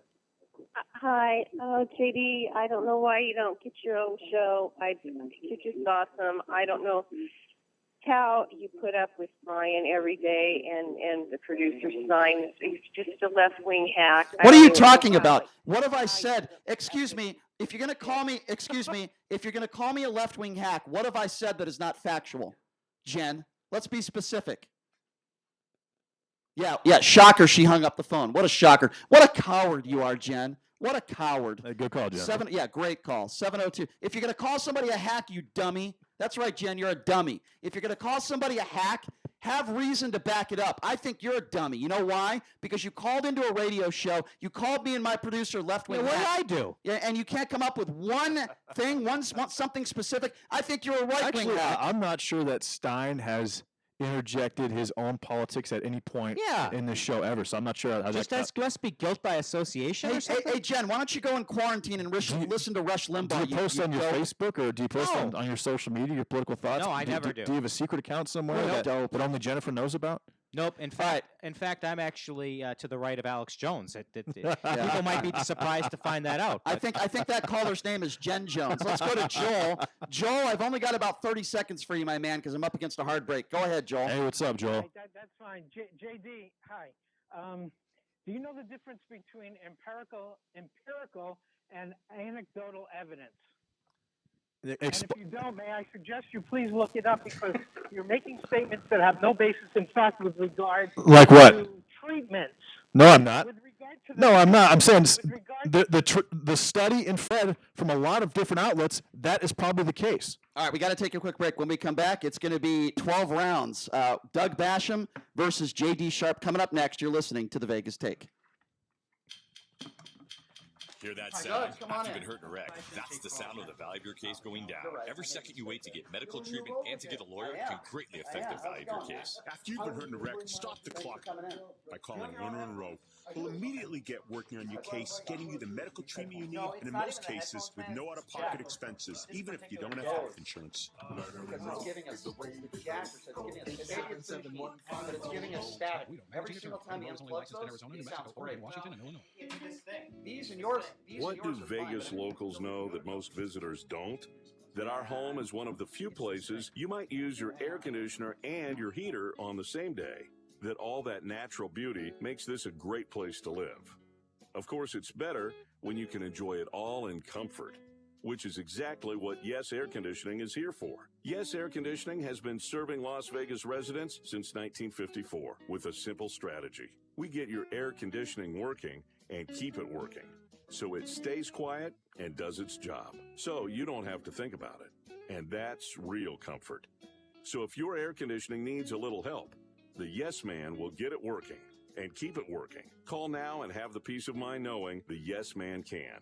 888-4937 or visit theyesmancan.com. The official HVAC and plumbing partner of the Vegas Golden Knights. License 71246. Your home for Sean Hannity. KDWN Las Vegas, KKLZ HD2 Las Vegas, a Beasley Media Group station. Special report coronavirus update. Coronavirus cases in the United States are doubling every 3 days, a figure that medical correspondent Dr. Sanjay Gupta says is alarming. The number of people who sadly are likely to die of this is going to go from 1,000 to 2,000 in the next couple of days, 4,000 after that in a couple of weeks. Yeah. You're talking over 100,000 people. In terms of the number of people who are infected, roughly 50,000 in the United States right now. By the end of a couple of weeks, you get to 6.4 million. A new blood test offers the chance to find out who may have immunity, which is a potential game changer in the battle to contain infections and get the economy back on track. The test can quickly identify disease-fighting antibodies in people who already have been infected but may have had mild symptoms or none at all. Senator Amy Klobuchar's husband, John Bessler, has the virus. She says he's now been hospitalized for his care. I'm Mike Moss. Wisconsin Attorney General Josh Kaul is leading a coalition of 16 attorneys general in urging President Trump to use the Defense Production Act to boost production of masks and respirators in the fight against COVID-19. Kaul says healthcare workers, law enforcement... All right, ready, guys. Go ahead. ...need resources now. New York Governor Andrew Cuomo has an update on the number of people needing hospital assistance because of the coronavirus. About 15% of the people who test positive require hospitalization. And then there are degrees of hospitalization, right? But the total universe that requires hospitalization is 15%. Test. Can you guys hear me okay? Test. Sean, can you hear me? That he was walking home yesterday when two people came up to him and coughed. Check. Mic check 1, 2. Test. Videos online of them coughing in people's faces and on food at supermarkets. I'm Mike Moss. It's time to check the roads. From the Lerner and Rowe Traffic Studio. This report sponsored by H&R Block. Light slowing on the Western Beltway northbound between Tropicana and Town Center Drive. That's on the northbound. There we go. Yep, we're good. Slowing for I hear you now. You guys got me still? Check. Mine's not. Is mine on? Yeah, but I don't need a test, Jars. Yeah, don't worry. I hear you, Shapiro, and then I got Stein. So okay. And a traffic hazard to watch for at Vegas Valley Drive at Lamb Boulevard may be debris on the roadway. Gusty winds today with gusts up to 30 miles an hour. A heads up if you're driving a high-profile vehicle. There's a lot going on right now, and more than ever, people need their tax refund. H&R Block has many ways to do your taxes safely as possible. Work with a tax pro remotely, drop off, or file online. Block is always there to help. I'm John Michaels from the Page. All right, how's that, Sean? It's open. A little hot. A little hot. Yep, we got you. How's that? Share How's that? Ministry that's Hey, that's perfect. Better? About better. Much better. 2.5, guys. 2.5 hours. Your mouth. Yep, healthcare how's you that? can believe in. Oh, Doug Basham's mic. Hi. Awesome. Right Okay. on. We're all set. 2 minutes, folks. Yeah. Back to our city from coronavirus is impossible to project, but one thing is for certain. You're a Handle Law left-wing Firm is here to tax help. Clark County is our home, and we promise Handle Law Firm is not going anywhere. We're here to help you and our city through the coronavirus pandemic and its aftermath. If you need help with your debt, call Handle Law 702-818-3888. This is Lorraine Hunt Bono, inviting you to tune in for Breaking Bread with Bono. Join my husband, Dennis Bono, as celebrities share with him their intimate and humorous stories. Saturdays, 5 to 6 p.m., right here on KDARN. Hey Vegas, this is Kelly with Westar Credit Union. We've been through a lot in our city, and we always rally and come together. These times are no exception. We love you, Vegas, and we are here with you. Vegas strong, now and forever. Westar Credit Union, where you matter. If you're having a dental emergency or experiencing dental pain, Absolute Dental offices are still open for emergency dental work. If you can't go in, you can speak to a dentist and get a prescription from the comfort of your own home. Call 844-8SMILE-NOW. That's 844-8SMILE now. It's Audrey with Nevada Land and Ranches. The town is shut down. I'm in the social distancing business, getaway property. I know firsthand the benefits sitting with my husband and animals in our RV in the desert. Take time, learn relaxation. I recommend the desert. Best social distancing around. 800-THE-LAND. Finley Toyota's Parts and Service Department is open. Come by the dealership to drop it off or try our complimentary door-to-door concierge service with vehicle pickup and delivery. Call 702-566-2596 for a service appointment. 1015 FM, 720 AM, KDON, the talk of Las Vegas. The opinions of the hosts on KDWN are their own and do not necessarily reflect the views of this station, its management, or Beasley Media Group. Right now, the day's biggest news stories from a Vegas perspective. This is the Vegas Take with Sharp and Shapiro.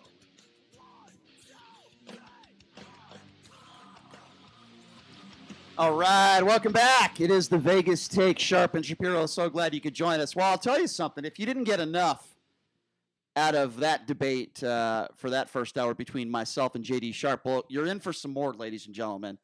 I'll explain. To my left right now, his name is Doug Basham, ladies and gentlemen. He is a bleeding liberal. I don't think he'd mind me saying that. That's right. It's the intro for his song for his show, which broadcasts every Saturday on KDWN, 2 to 4 p.m. He does raise a little bit of hell. Doug, thank you so much for being here. We appreciate it. How you doing? It's always a pleasure, guys. Good to see you again. Yeah, thanks for being here. Absolutely. So this is going to be a lot of fun. Now, to my right is my co-host. As you know, his name is J.D. Sharp. He is a Donald Trump supporter. As he enters the ring right now, he is J.D. Sharp. J.D., thanks for joining us as well.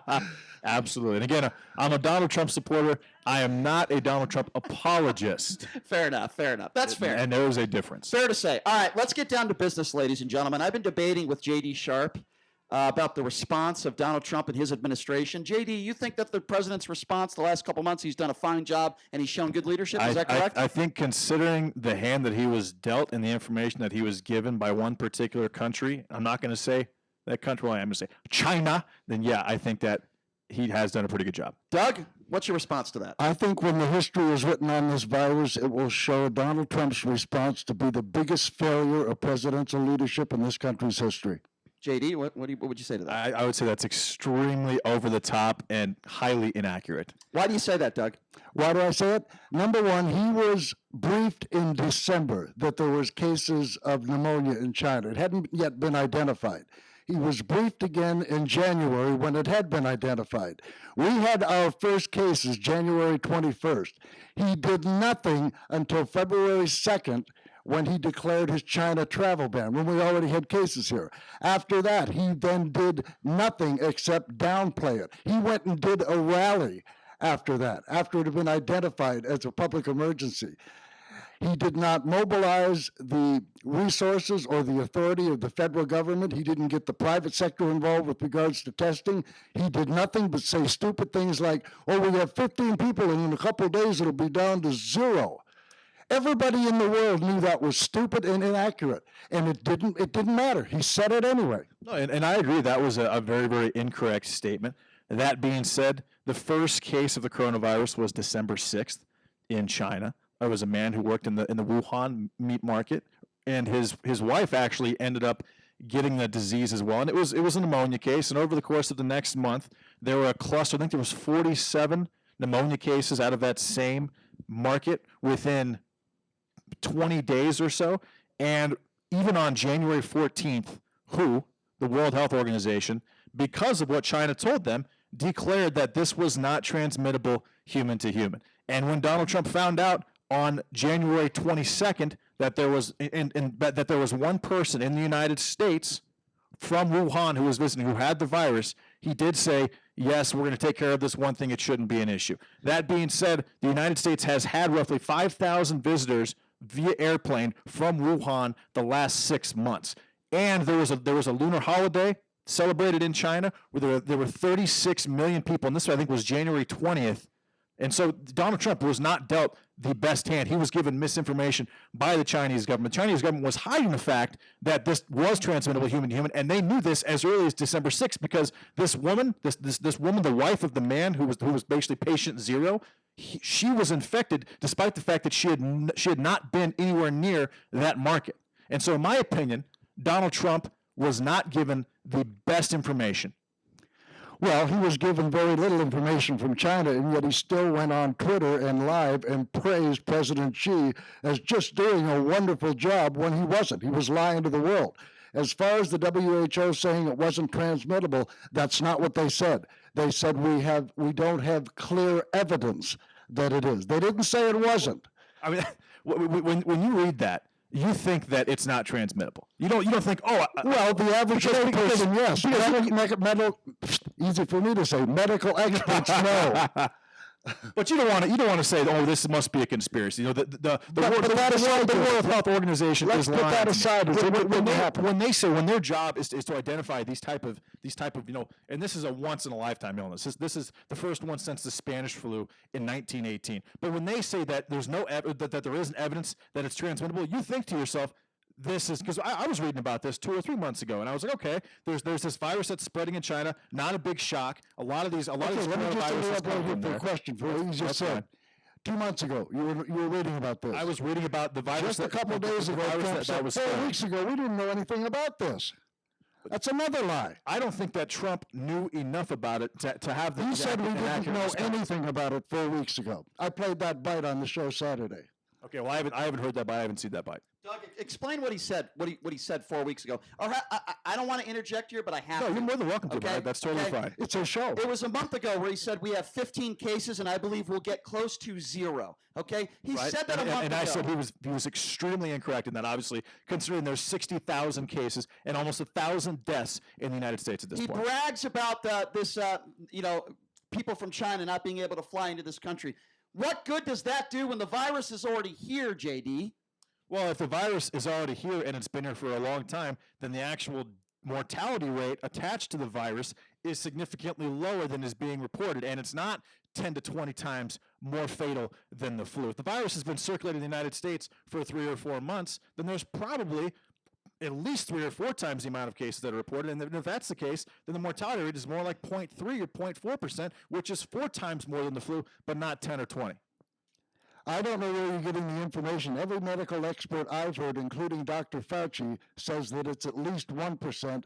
And in some places, it's as high as 3.4%. In Italy, it's even worse. Well, Italy's also the oldest country on the planet. True. And about 85% of people who died in Italy were I think they were 85 years old, and they had a lot of underlying health conditions. And then you look at China, and it's actually broken down, 62-38 men to women. China has the most chain smokers in the world as well. The United States is not going to be Italy in 2 or 3 weeks. It's not going to be Wuhan. That's not going to take place. I hate to tell you this, but it already is. No, how is it? Because our testing rate, our testing trend for new cases is now the highest of any country in the world. No, we're definitely testing a lot, and per million, I think it's 116 cases per million people in the United States at this point. Let me interject and ask another question. Can you really look Doug and I in the eye right now and say that you think the president has shown magnificent leadership? I didn't say magnificent leadership. Now you're putting words into my mouth. It's a question. No, I think he's done a pretty decent job considering what he's been given. Obviously, were we prepared for this? No. Did he disband the pandemic team in 2018? Is there a lot of resources that have been allocated to this over the last 20 or 30 years? No, because this was not expected, but I think considering the fact that he's had to move on his feet very, very quickly, and China was giving not just him, but the entire world misinformation, I think he's done a pretty decent job. By the way, a few months before the first case in China, he fired the epidemiologist we had that was working with the Chinese Health Organization. That might have helped. So do you think that this is a conspiracy then, and he's actually... It's not a conspiracy. It is ineptness and incompetence and ambivalence and lack of leadership by Donald Trump. It's not a conspiracy. He's just a crappy leader. He was supposed to see that. He was supposed to... Yes! When he's warned that there's something going on in China, and then he's briefed in January that it's a virus and it's spreading worldwide. You're talking about yes, he should do something. You're talking about him firing his epidemiologist back in October, it sounds like. It might have even been a couple months before that. My point is, why would you do that?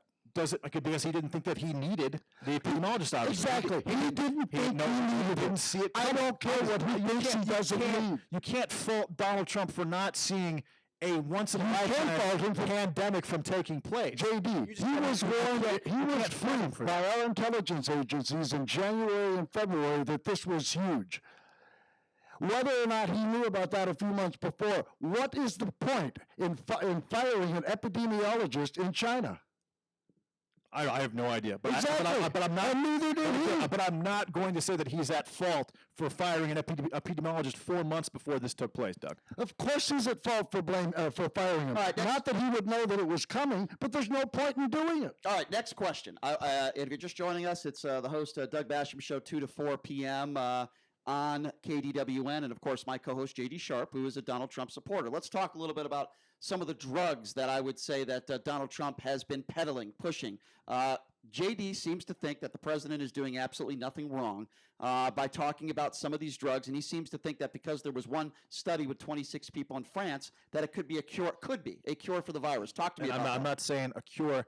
I'm saying a treatment. Yes, there was a study done in France. The numbers you read were 20 and 26. I read 30 and 30, and it wasn't just chloroquine, which is hydroxychloroquine, not chloroquine phosphate, which the couple from Arizona, the fish tank cleaner, that they decided to ingest. And then they blamed Donald Trump, and they said, you can't believe anything Donald Trump says. And I really hope that our governor, Steve Sisolak, did not ban that drug because of what happened with that couple, because that couple, in my opinion, was stupid. I don't say that word very often, but that was a stupid thing to do. It was a stupid thing to do, and what was even stupider is that they listened to Donald Trump. Yes, they mixed up. He was saying hydroxychloroquine. Yes. They used chloroquine phosphate. But the point is, they did it because they heard Donald Trump say the word chloroquine. Did Donald Trump say that you can take anything, any type of household item you have? No, he didn't say that. If the word chloroquine or chloroquine, is it kin or queen?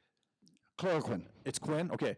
If the word chloroquine is in any type of product that you have, you can take it, you can ingest it, you can put it in your body, and it's gonna protect you from coronavirus. No, he didn't say that, Jay. You have to remember, the majority of Donald Trump's pills aren't the sharpest crayons in the box. Okay, they hear the word chloroquine and they go, "Oh, that's got chloroquine in it. Let's take it." On the same side, a lot of people who don't like Donald Trump think that he actually told them to do that, and that did not take place. I'm not saying that. A lot of people are. I'm just saying that, a lot of people are saying, they're blaming Donald Trump. A lot of media outlets are saying that Donald Trump is responsible for these two people taking this chloroquine phosphate, which is clearly a fish tank cleaner, an additive. And you don't think he bears any responsibility? I don't think at all. Absolutely not. If he hadn't said the word chloroquine, which has not been approved by the FDA for this virus, again, they wouldn't have gone looking for fish cleaner. You can't fix, and they won't. They had it there because they used it to. JD, they have never heard that word chloroquine before Donald Trump said it. That doesn't mean that Donald Trump is responsible for them using a fish tank additive, ingesting it, and thinking that it's not in the context that he told them to. But again, these people aren't the sharpest knives in the drawer. They hear chloroquine. Oh, chloroquine. Anyways, to continue that. So Donald Trump, the study was done in France, where they had I read 30 for 30 within 6 days, and it wasn't just chloroquine, it was hydroxychloroquine combined with azithromycin, and they were cured of the disease in 6 days. That's what I read. Now, there's also a drug called remdesivir, which is an HIV drug. Hold on a second. That's not true what you just said. I'm saying we read two different things. You read the CNN article. Hold on a second. I read the actual. I read the actual article from France. The study done by France. I'm not finished yet. Hold on a second. In addition to that, talk about something else. No. Let's focus on that. For the record, you are telling me that 30 people out of 30 were cured of coronavirus? That's what I read. Yes. Where did you read that? I read that based on an article out of France out of France Completely based on the study. Completely not No, and factual. it happened with a day of that, Donald Trump was I will touting the make you a drug. $1,000 bet right now on the radio that you're not telling me that's not what happened. You read something different. I That's will fine. make you a Doesn't make a $1,000 bet difference to right me. now that 30 out of 30 people were not cured of the coronavirus from this drug. Period. I'll make you the bet Brian, right now. first of all, because it's not true. I'm not debating you. I'm telling you what I read. You read something different. That's fine. So if you read something on InfoWars, you could say, well, this might it be wasn't right. InfoWars. There's nothing to do with it. But then Donald Trump came out within a day and said this could be a game-changing drug. Do you know that Fox News has been talking about the study and they're not saying what you're saying? That's again, Brian. I'm telling you what I read. You're giving out stuff that's not true just because you read something. You shouldn't talk about it on the radio. It's not true. It's not true. It came from I don't care France. if it came from your ass. It's not true. Okay, all right. JD, with all due respect, okay, you can't just say, "Well, I read something." You know, when you tell your co-host you don't care if it came from his ass, respect is not the word that you use there. Because you're saying things that are not true. Just letting it, Brian. Do you realize you say some of the most ridiculous things on a consistent basis? Like what? A lot of Like times. I'm not going to go through it, but the listeners know. Have I ever read a study in Europe from an article that I can't name that says 30 out of 30 people were cured of the coronavirus when I know that is factually inaccurate? And then it's just not true, JD. I don't want you to say you can have an opinion. I don't have a problem with that, but you're giving me all something right. So that's not true. Who am I debating? Am I debating you or Doug? Well, What's because going on? I don't want you to put out stuff on the air. I feel like you're hijacking this, Brian. Is that what's going on? I'm not hijacking. Are you sure? I just don't want you to say things that are true. You just can't help yourself right now. Can a host hijack his own show? I don't know. Go ahead, Doug. Take over. I have no idea. Go ahead, I was just interrupted by Brian because he's blowing a gasket over there while I'm trying to explain myself. The overall point I would like to make regarding Donald Trump, chloroquine, the couple in Arizona, everything pertaining to this virus. Donald Trump should not be a part of these briefings. We need to hear from the medical experts like Dr. Fauci. Had Dr. Fauci spoken that day, the context in which he would have used the word chloroquine would not have led to those people in Arizona drinking fish. Okay, and Dr. Fauci said that he is coming from a scientific perspective. Obviously, he is. Which is where it should be. And Donald Trump You is want to coming come from a political perspective? Brian, shut up. Go ahead. Good God. You're saying things Grow up, ridiculous. man. Grow up. What do you mean grow up? Anyways. Grow up. I refuse. Let's not listen to the scientist. You're right. I should grow up. No, I'm just, you keep interrupting. What do you think of that point, John? JD? We should be hearing from the Faucis, not the Trumps. No, I'm not suggesting that we shouldn't be hearing from the Faucis. But then why does he hog the majority of the camera time? But that being said, Anthony Fauci has not been alive. I mean, no doctor has been alive to see a virus like this because the last one was 102 years ago. It doesn't matter, JD. The doctors don't really know what this. That is hardly an equalizer that puts Donald Trump on equal footing with Fauci. He's seen a lot of other things Trump has. What did Trump say exactly? He said, and I quote, "This drug could be a game changer." And he had no business saying that. He is not a doctor. He said that based on the study that Did Fauci back that up? No, he did not. And since then, there's been an actor out of New York named Daniel Day Kim, also a man from Tampa who was given his last rites. I loved him in Lincoln. Who was given the drug a couple days after, and he was. Apparently, it was gone from his system as well. And then Vladimir Zelenko, a doctor from New York, has used this drug to treat 350 patients, and they've all been successful.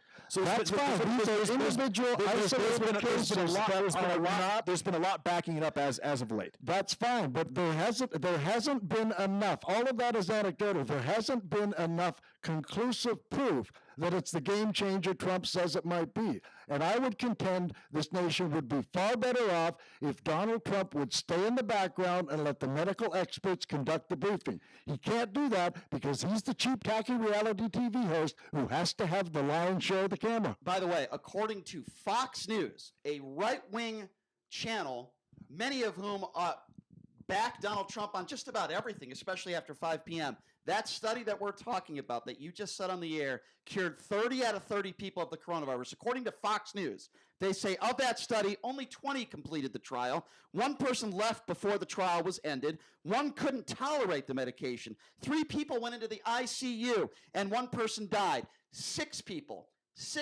out of 26. 6. That improved. Now, you're entitled to your opinion if you think that this could help people, and I have no problem with that. And if people are on their deathbeds, let me be very clear. Do anything you can to help these people, even if it's a 1 in a million shot. JD, I've got no problem with that. But the reason why I blew up at you a little bit is because you said 30. A little bit? Well, I apologize, but 30 out of 30 people. That was pretty over the top. JD, I had to tell my co-host to shut up, Okay, which JD, I've done the show for 2 years. I've never once had to do that. All right. We're beyond that now. You said Doug, you are bringing out an interesting dynamic between me and Brian. Okay, I have to be honest. 30 out of 30 people were cured of the coronavirus is not even close to the truth.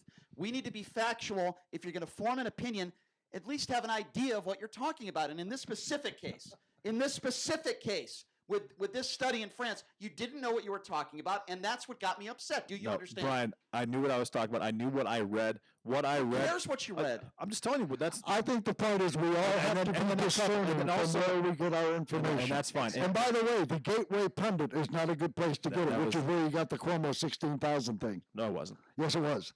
That was the article he handed to Bill Henry yesterday. It was a Gateway Pundit article. Let's talk about that. Hold which on. is another QAnon conspiracy site. Yes, let's talk about that. So we debated this, Doug, in the first hour where you said that, well, why didn't Cuomo buy these ventilators? From the information that I read from several sources in this country was that it would have cost him somewhere around $570 million.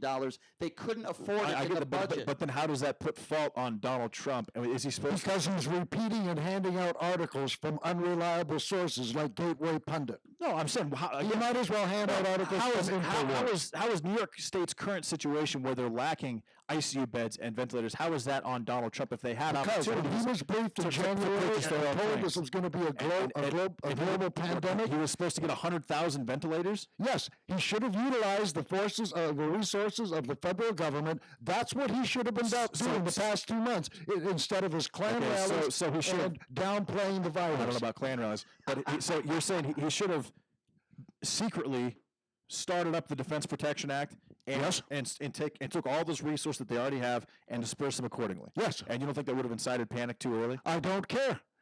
The countries that did that are the ones that have, as they say, flattened the curve.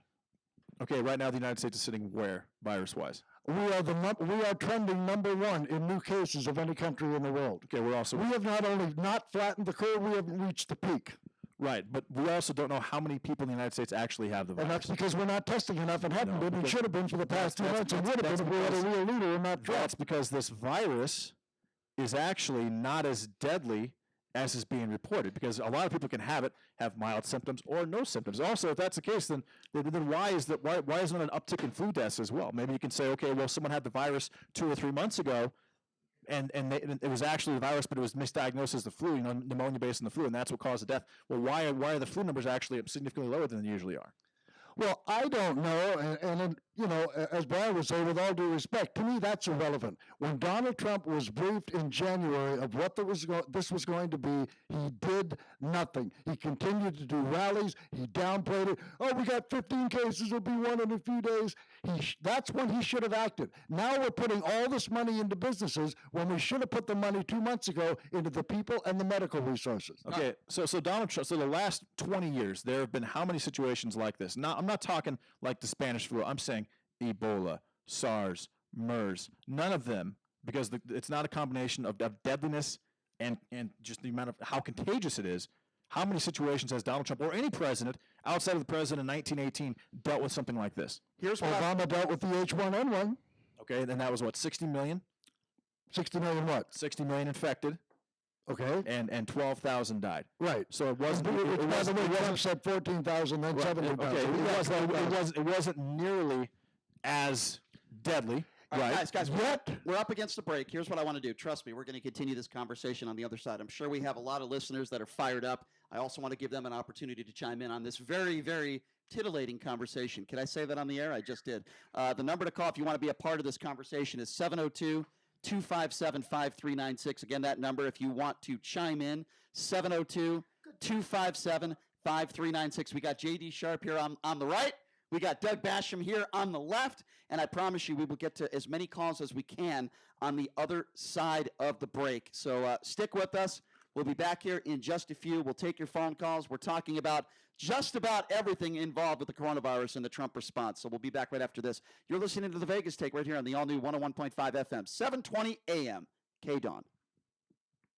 Adopt US Kids presents What to Expect When You're Expecting. A teenager. Learning the lingo. Today I'm going to help parents translate teen slang. Now, when a teen says something is on fleek, it's exactly like saying, that's rad. It simply means that something is awesome or cool. Another one is totes. It's exactly like saying, totally, just shorter. As in, I took up going off. Another word you might hear is jelly. Jelly is a shorter, better way to say jealous. As in, Chloe, I am like so jelly at your unicorn phone case. You don't have to speak teen to be a perfect parent. Thousands of teens in foster care will think you're, rad just the same.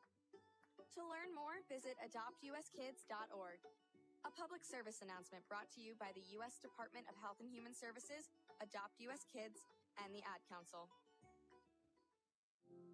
Every day, Doctors Without Borders teams confront hard facts in conflict and crisis zones. When others might look away, we step in to act. Because measles still kills more than 100,000 children every year. We're there to vaccinate over 1 million worldwide, including those affected by the current outbreak in Democratic Republic of Congo. Because half of all maternal deaths occur during delivery or within 24 hours, we've assisted more than 1.4 million births around the world, including care for new mothers in Afghanistan. Because some countries only have 1 or 2 mental health professionals, we offer counseling and clinical care, providing over 400,000 mental health consultations worldwide last year, including care for migrants and refugees on the dangerous journey north from Central America. The fact is, your acts of care and compassion make our life-saving work possible. Picture the impact we can have together. DoctorsWithoutBorders.org.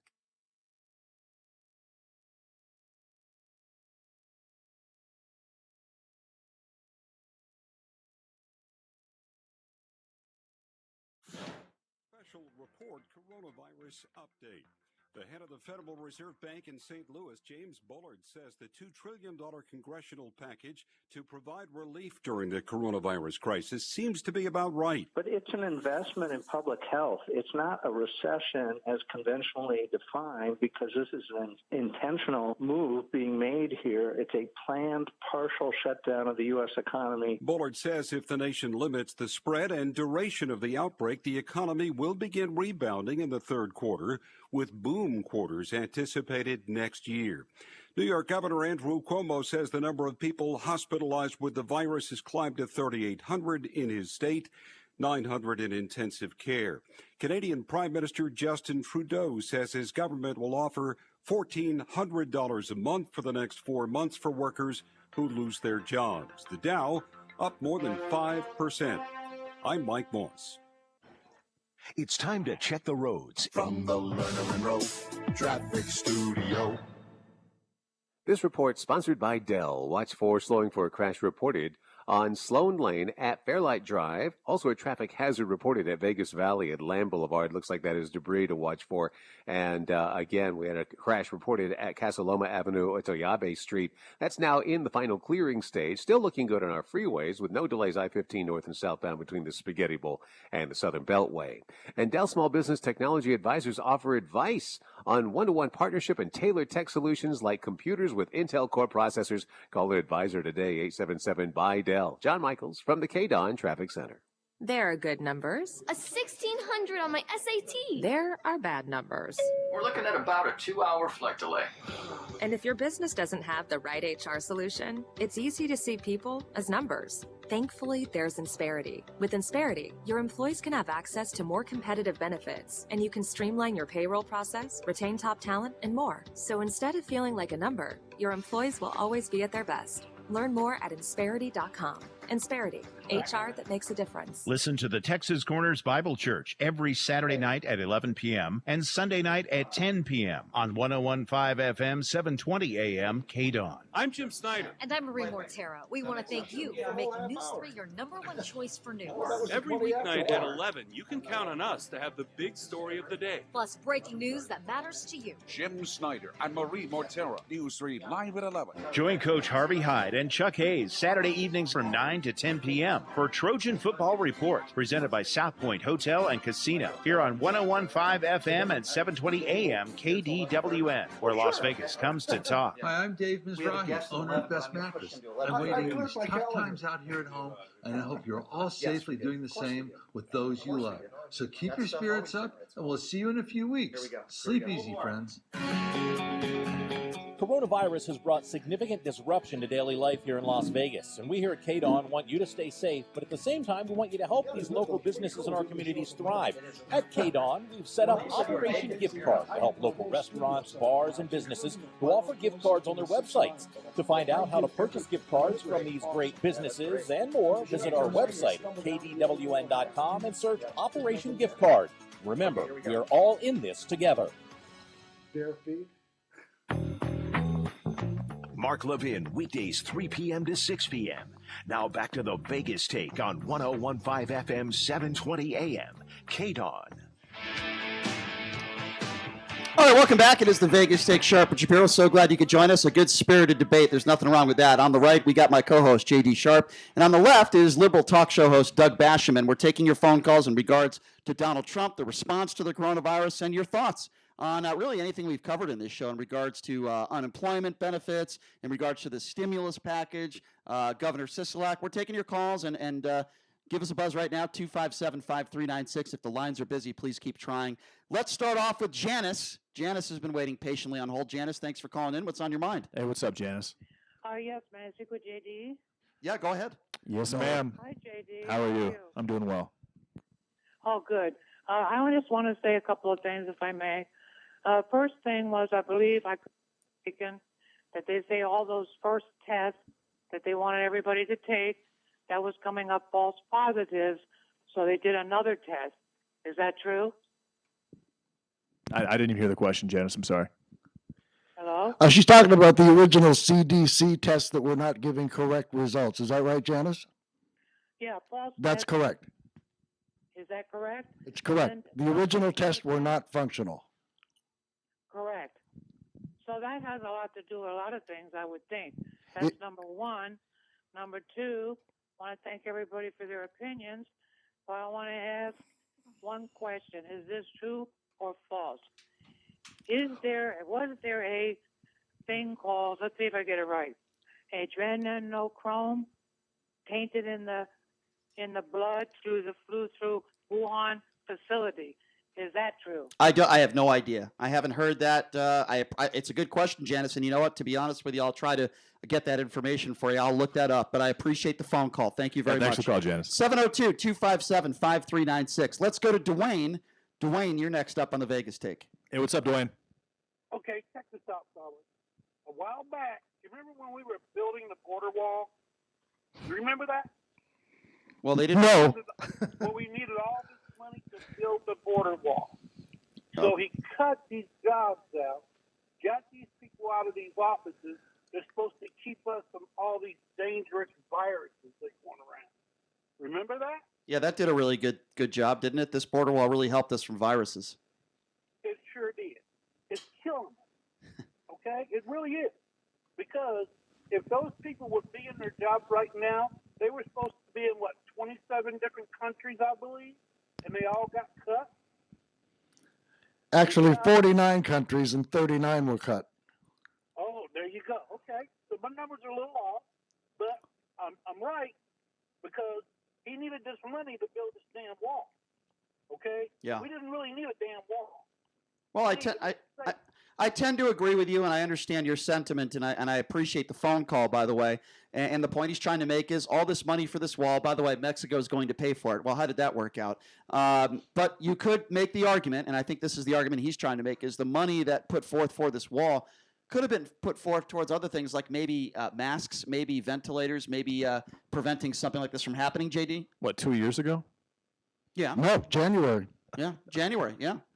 January. You know, further to Janice's point, the original CDC test not being accurate, she said that played a part. Yes, it did. Right. And that should have been something we rectified in January. And Doug, who actually manufactures the coronavirus tests? Who actually manufactures it? Yeah. Well, there's different private companies that are. I mean, yeah, it's not one company. There's multiple companies. Are they made in the United States? Or are they made out of state? So we'll say the United States needs 200,000, or we'll say 1 million coronavirus tests. Where do they come from?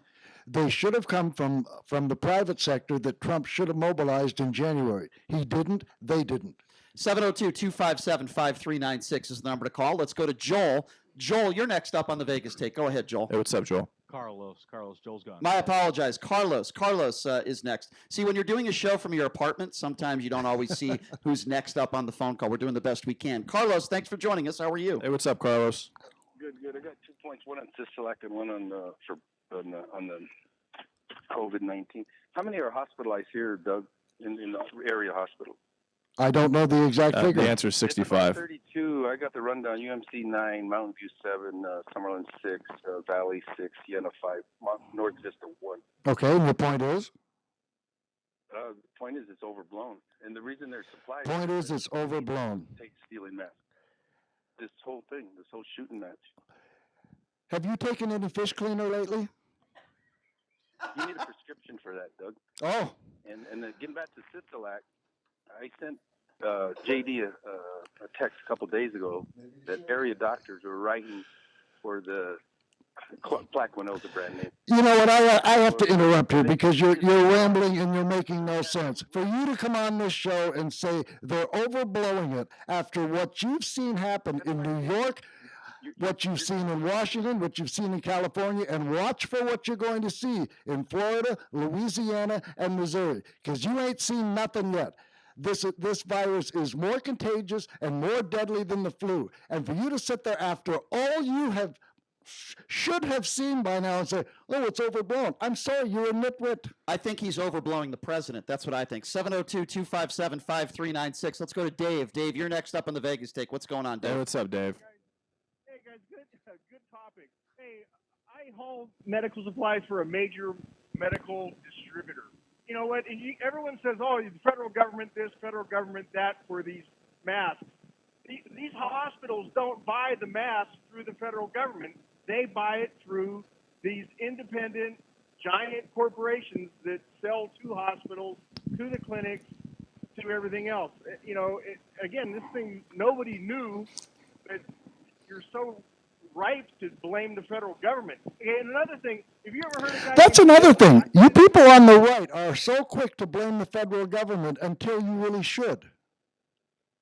Yeah, okay, but you guys, now there's different aspects of how we can do this. One was, I like the idea, instead of shutting down the whole world, grab all these old people and put them... Oh, geez, you are aware of the fact that a person under the age of 18 died in Los Angeles yesterday? First of all, that's not true, Doug. They changed that. That was not caused by the coronavirus. He had a history of underlying health conditions. Well, he may have had a history of underlying health conditions. And he was 17 years old, but they said that he did not die of the coronavirus. So we should just forget about that because he... No, what I'm saying is that... The point is there are people in their 30s and 40s the high-risk that have groups, very few. The high-risk groups, if you have major underlying... And but those that have died have had underlying health conditions. The high-risk groups, in my opinion, just like Boris Johnson is doing in the UK, they should be quarantined for 12 to 14 weeks. There should be government, and I do say government, but you could probably integrate some private companies like an Uber Eats or a Smith's or something along those lines, but that should be helping supply them with medical, food, and essentials while everyone else gets back to work before this economy gets set back 20 years. I'm sorry, did I mishear what that last caller just said? He said the old people should go to work? Is that what he just said? Is that what this moron just said? Yeah, basically he's employing the latest, I don't know, talking point of the right, murder grandma. Well, you know what, sir? If you have grandparents and older people and friends, I wonder how you'd feel if you told them to go to work and then in 2 weeks they were dead, God forbid. I wonder how you would feel, and I wonder if you'd continue to put out Brian, that stupidity. What are the chances that grandma's actually working? Let's say grandma's, let's say grandma's 78 years old. She's most likely retired. Let me give out the number again, 702-257-5396. Let's go to Robert. Robert, you're on with Doug Basham, J.D. Sharp, and myself, the brilliant Brian Shapiro. Hey, what's up, Robert? Really quick. I mean, I'm listening to both sides today, but one thing that you just commented on when it came to the border wall, about the money for the border wall in January, this really wasn't even known about in January. And yes, it was. Put in that the travel. You heard J.D. earlier say it was known in December. It wasn't. Trump put in his travel restrictions. The Democrats went crazy. And Joe Biden actually went as far as to call it a xenophobic act. That's fine, but the overall point, name calling aside, the overall point is we had our first cases January 21st. He put the travel ban in place February 2nd. Why didn't he put the travel ban in place when he was briefed by our intelligence agencies earlier in January before we had our first cases. He's no hero for this China ban late. What, Robert? Go ahead, respond. You have to assess the situation first. You have to assess the Well, situation yeah, first. when you make a travel ban like that, how much is that costing the airlines, for example? How much is that costing the hotels and the destinations that these people are going to, and the economies of the states that are being traveled to? Again, and you can't just institute a giant travel ban like that without having and at that point, I think on the 27th there was 5 cases. The second one was in Chicago. Then there was one in New York State. The first one was in actually Sonoma, Washington, and it was someone that traveled from Wuhan. Robert, I have a question for you. Did you have that same Robert? I have a question for you. When he installed this Muslim travel ban, were you up in arms about that as well? Actually, I was to a point. Okay. I believe that people need to be vetted, but the travel ban itself, no. But vetting the people, yes. All right, Robert. We appreciate the phone call. 702. Thank you, Robert. And the problem with travel bans, Brian, is if they're instituted too quickly, there are major economic consequences that you have to consider. So let's consider the economy before the health and well-being of Americans. This is why you have these people like Glenn Beck, the lieutenant governor, the lieutenant idiot, and Glenn Beck, who broadcasts from his home every day. Britt Hume, the hero Glenn Beck, who wants to die. I can't say much to about that at this point. Though, all right. 702-257-5396. Let's go to Mike. Mike, you're next up on the Vegas Take. What's going on? Hey, what's up, Mike? Okay, look, first-time caller, okay? Now, as far as this border wall goes, that's yesterday's news, okay? From today on... Go ahead, Mike. Begin from today on for the near future. Forget yesterday's news. Don't bring it even up. I didn't bring it up. I'm not the one who brought it up. The president tried to put money there from the other country of Mexico. If he didn't and he couldn't, Hold it. You just said let's move forward from today, and now you're going back to Mexico paying for the wall. Why are you bringing this up?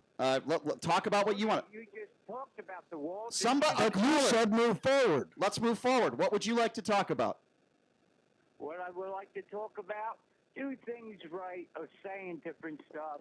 Stop cursing for number one with the light cursing, and as far as his bash goes, Did you say stop cursing? You're lowering yourself real quick on your radio station. What are you talking about? What do you mean stop cursing? What I don't even know what you just said. You said ass.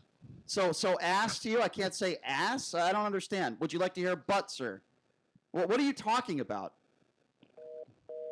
Sir, you're an ass. I'm sorry, sir, you're a butt. 702-257. Isn't that amazing when someone chastises you on your language that obviously supports Donald Trump? It's incredible. Who says words in public on network television that we still can't say on radio? Excuse me, sir. I wonder if you went up to your wife today and you said, I want to grab you by the I wonder how she would take that. 702-257-5396. Let's go to Logan. Logan, you're next on the Vegas Take. Hey, what's up, Logan? Gino. I apologize. Gino, you're next. Hey, Gino. Yeah, hey, do a great job here early in the morning. That wakes me up, buddy. I'm 86 years old, and I work 3 jobs. God bless you, sir. Better than sitting in a chair eating potato chips. and I totally agree with that. Popcorn ears. Get a job. Get the hell out of that recliner and go to work.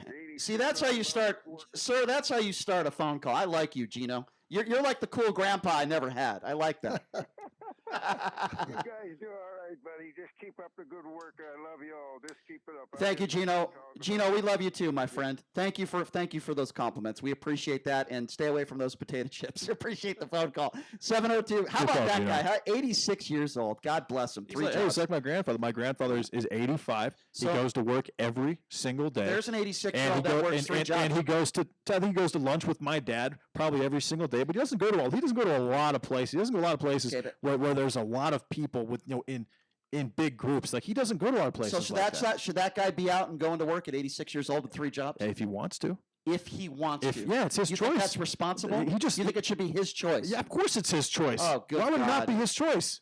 Of course it's his choice. Yeah, see, here's the whole problem. We have had no national leadership. This 15 days to halt the spread is just a farce. There's been no national leadership on any kind of lockdown.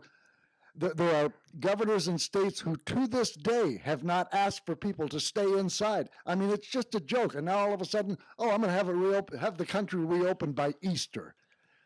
Fair enough. Let's go which back to the again phone calls. is to avoid going bankrupt. All right, so we have a full board of calls. That means there's a lot of people waiting on hold, so I do want to get to more of our calls at 257-5396. Let's go to Leo. Leo, you're next on the Vegas Take. Hey, what's up, Leo? JD, what's up, brother? Not a lot. How are you, Leo?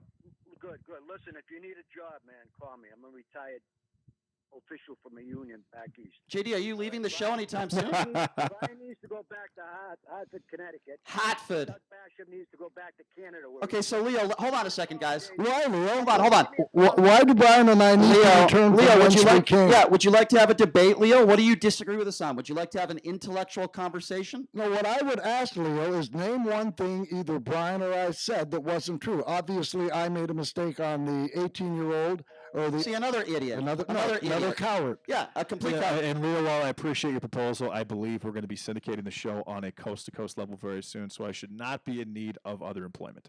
Why don't you go back to Hartford, you coward? I do like your accent, though. 702-257-5396. Let's go to Keone. Keone, you're next up on the Vegas Take. Hey, what's up, Keone? Hey, first of all, Brian, you got to come down before you get a heart attack, bro. My heart is very powerful, sir. Don't worry about me, my friend. You know what? I'm just risking my life for the economy. That's what I'm doing. I'm risking my heart for the economy. That's what I'm doing. JD, man, thank you for backing up our president. And Brian, why you keep bringing this guy, man? This guy is a fake news. Who's fake news? Fake news. Good Lord. Okay, hold on a second. No, actually, I think Doug Basham is very, very intelligent. I think he's got a lot of knowledge. Well, hold on. Let's test him. I think he's well studied. And I think he comes with facts, and I appreciate debating a guy like that because it requires a lot of effort, and that's a good thing. As you know, Keone, you listen to the show, and we appreciate that. But if you're going to call somebody out, you know what I'm going to do next. Be specific. What has Doug Basham said that is incorrect, not factual? 2016, he was on his radio telling everybody that President Trump is not going to be the president. So what? 90% of the country. Donald Trump didn't think he was going to be president. That was a prediction. Hold on a second. Hold on a second. You hold on a second. Now, I'll keep you on the line. You hold on a second because you just said something dumb. 90% of the people on Fox News, including the majority of the Republicans, if you had asked them before the election, many of them were asked, they thought that Donald Trump was going to lose and Hillary was going to win. So what the hell are you talking about criticizing Doug Basham when the majority of Americans... President Trump's supporter. What are you talking about? I'll tell you. Let me ask you a question, sir, if I may. Opinions and predictions aside, yes, I actually predicted he wouldn't be the Republican nominee, so I got that one wrong too. But that's a prediction. That's not a reported story. When it gets down to reported stories, tell me one thing I've said that isn't true. Yeah, go ahead. Yeah, you said that President Trump is not Hillary's going to win. Oh my God, you're a broken record. Bye-bye, Keone. Bye-bye. Have a nice day.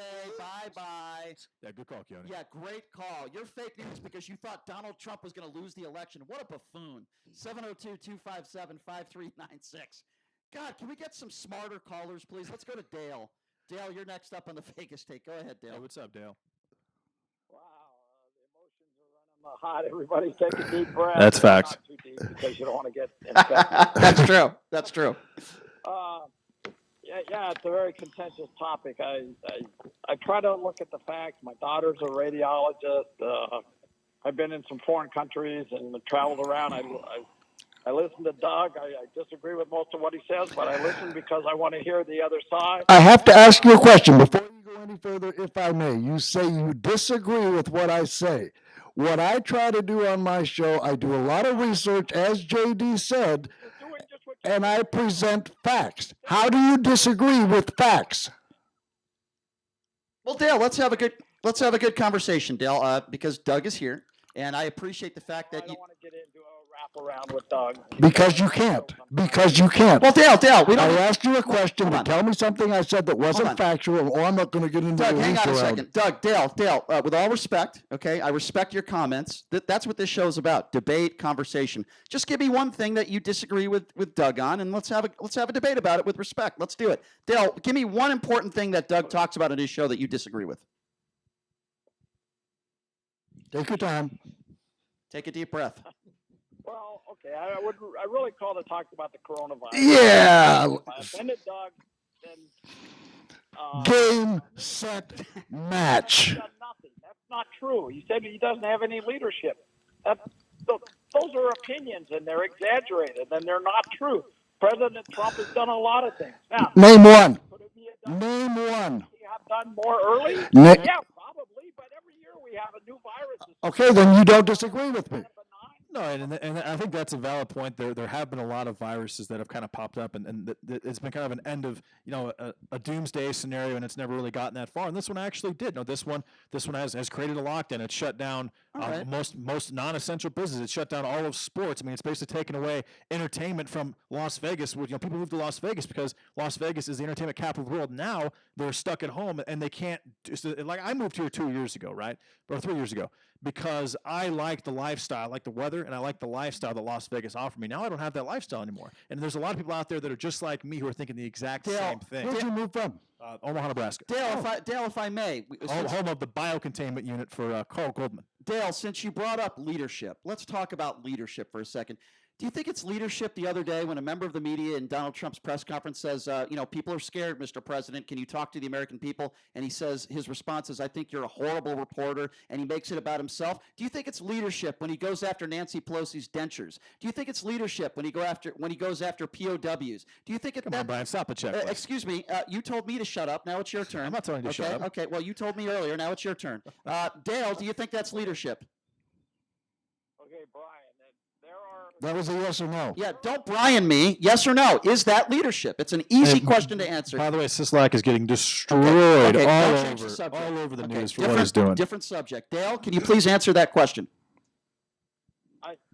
No. No, you can't. All right, thank you for the... You're not going to like my answer if you come to the... That's fine. So going after you don't have one, just don't swear, and that's fine. Yeah, going after the media when asked to talk about to the American people who are scared, and going after a member of the media calling him a horrible reporter. You're right. That's fantastic leadership. You can say what you want about Barack Obama, and you can say what you want about his policies. This has nothing to do with politics. It is about leadership. And if you can't honestly answer that question, then we're going to move on to the next caller. 702-257-5396. Let's go to Grace. Grace, you're next up. What's going on? Hey, what's up, Grace? Hey there, guys. I just want to say, Brian and Doug, be strong. You guys are doing great, saying the mainstream facts. All these people that are right-wing crazies drinking that Kool-Aid, it just drives me crazy. I can't handle it. But just say, that's all I'm calling is the comment. Keep up. Well, Grace, I appreciate that. Thank you, Grace. I appreciate that. Good call, Grace. I just read a poll before I came down here today, how we're living on two Earths, Earth 1 and Earth 2. Earth 1 follows the medical experts and the scientists. Earth 2 follows Donald Trump. 85% of Earth 1 dwellers trust the CDC for their information. 90% of Earth 2 dwellers trust Donald Trump I'm for their telling you, coronavirus information. It's incredible. Hence, fish cleaner. JD, on a scale of 1 to 10, how angry are you at me right now? I'm not angry at all, man. I'm fine. Okay, I'm just checking in with you. I'm totally good, man. I promise I'm fine. All right, good to hear. 702-257-5396 is the number to call. Let's go to Rob. Rob, you're next up on the Vegas Take. What's up, Rob? Rob, go ahead. You're up. Go. You hear me? Yeah, go ahead, Rob. Yeah. Okay. I'm not a Kool-Aid drinker, and the thing is, I know the little game you play. People who disagree with you, you cut them off, and then you call them a No, we asked them to tell us one thing and said that isn't true, and when they can't, then we cut them off. What he does is he puts them on the spot, and he requires them to come up with an answer in 2 seconds. And the average person without a lot of radio experience can't do that. So he obviously has an inherent advantage. Rob, so if I could just respond to what you just said, because you just within the first 5 seconds of your phone call said something that is not factually accurate. Here's why I called. Excuse me, I'm answering your question now, and I'm defending myself. No, you wait. I call somebody a coward. I'm going to hang up on you. You call somebody a coward. When you call somebody a coward, you don't shut up. Be quiet for 10 seconds and I'll keep you on the line. I call somebody a coward when they call me something and they call me out for something. Then I say, well, why are you calling me out for that? Give me a reason why. Excuse me, I'm not done yet. And then when they hang up the phone and they don't answer my question, then I call them a coward.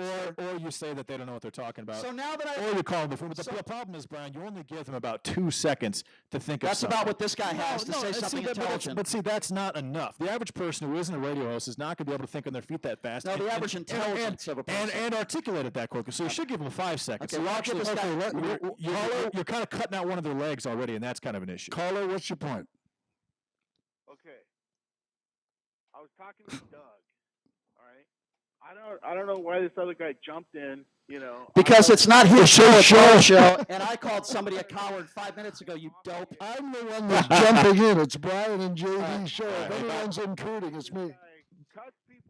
Yeah, well, now I'm going to cut you off because we got to go to break. So thank you for making absolutely no sense in that phone call. By the way, I have an announcement when we come back. All right, so we got to take a quick break, and when we come back, we will hear JD's announcement. I have a feeling it has something to do with Governor Sisolak. I hope I'm not assuming the wrong thing. But JD will make that announcement, and Doug Basham will be continuing to join us for the next segment. John Brookhagen from Infinity the Math Institute will be joining us at the bottom of the hour. We'll take a quick break, be back right after this. You're listening to the Vegas Take on 101.5 FM, 720 AM, KDON. So now I've got this pack of 4 Shar-Pei rescue dogs. Jimmy, Coco, another Shar-Pei, 1 pug who is Joe. I have stuck with the Dinovite for, oh my goodness, probably 5-6 years. DINOVITE.com. People remark on really how well my dogs look, what beautiful coats they've got. I tell them, yep, they get a regular diet of Dinovite with every meal. Dinovite is nutrition. All I have to do is say dog food. It's a pandemonium. They can be half asleep, and they're up and thrilled. She just looks that bowl squeaky clean. You don't need to wait until a problem presents itself. It's far better to keep the dog happy and healthy at all times. Dinovite for life. You won't believe how happy your dog will be. People do ask how they get Dinovite. I tell them I get my Dinovite from DINOVITE.com. Your home for Sean Hannity. KDWN Las Vegas, KKLZ HD2 Las Vegas, a Beasley Media Group station. Coronavirus update. On top of yesterday's historic up day on Wall Street, stocks continue to rise today with agreement on a $2 trillion rescue package. Senate Democratic leader Chuck Schumer. We have before us an imperfect bill, but a necessary one. Despite its flaws, it is far better than where we started, and it's time to pass it. But there is no word on when the House will return to Washington to vote. A Senate vote expected later today. New York Governor Andrew Cuomo says it's a false choice that we must either save lives or the economy. We do everything we can to save a life. We are not going to triage and say, well, these were old people, these were vulnerable people. They had to die sometime soon anyway, so let's move on. Former President Obama is urging Americans to continue social distancing to stop the spread. I'm Mike Moss. The Group of 7 Big Economies is warning about an intentional disinformation campaign launched by China. Secretary of State Mike Pompeo was asked how that might impact U.S.-China cooperation. We've wanted to work with the Chinese Communist Party throughout this crisis that began in Wuhan, China. We tried, you'll remember from the opening days, to get our scientists, our experts on the ground there so that we could begin to assist in the global response to what began there in China. But we weren't able to do that. The Chinese Communist Party wouldn't permit that to happen. Italy has added 683 more dead and 5,200 more infections to its coronavirus toll, but its initial steep rise in cases has continued to level off 2 weeks into a nationwide lockdown. New figures bring the total number of infections to nearly 75,000 and place Italy on track to overtake China in that category. I'm Mike Moss. It's time to check the roads. From the Lerner and Rowe Traffic Studio. This report sponsored by H&R Block. A crash with injury sustained reported on Sloan Road at Fairlight Drive. Watch for police and fire at the scene. Another crash, a minor crash at Lamb Boulevard north of Washington. Police are on scene right now. No injuries there. And light slowing on the Western Beltway northbound between Tropicana and Flamingo. No delays to report. 15, the resort corridor looks good north and south between the Spaghetti Bowl and Tropicana. There's a lot going on right now, and more than ever, people need their tax refund. H&R Block has many ways to do your taxes as safely as possible. Work with a tax pro remotely, drop off, or file online. Block is always there to help. I'm John Michaels from the KDON Traffic Center. It's open enrollment season, and Medishare is the Christian healthcare sharing ministry that saves most families about $500 a month. Google Medishare and see if it's a fit for you. Medishare, healthcare you can believe in. Need help deciding the best Medicare plan for you or your loved one? Contact the Medicare store and make an appointment with a licensed agent to help you with your Medicare choice by calling 702-514-4111. The Medicare store is a statewide firm with local licensed agents right here in Southern Nevada who work alongside you to help make your Medicare insurance process fast, easy, and understandable at no cost to you. Meet licensed agents in Southern Nevada, or they'll even come to your home to determine the best plan for you. Call 702-514-4111 or visit themedicarestore.com. The new 101.5 FM, 720 AM, KDON. The opinions of the hosts on KDWN are their own and do not necessarily reflect the views of this station, its management, or Beasley Media Group. Right now, the day's biggest news stories from a Vegas perspective. This is the Vegas Take with Sharp and Shapiro.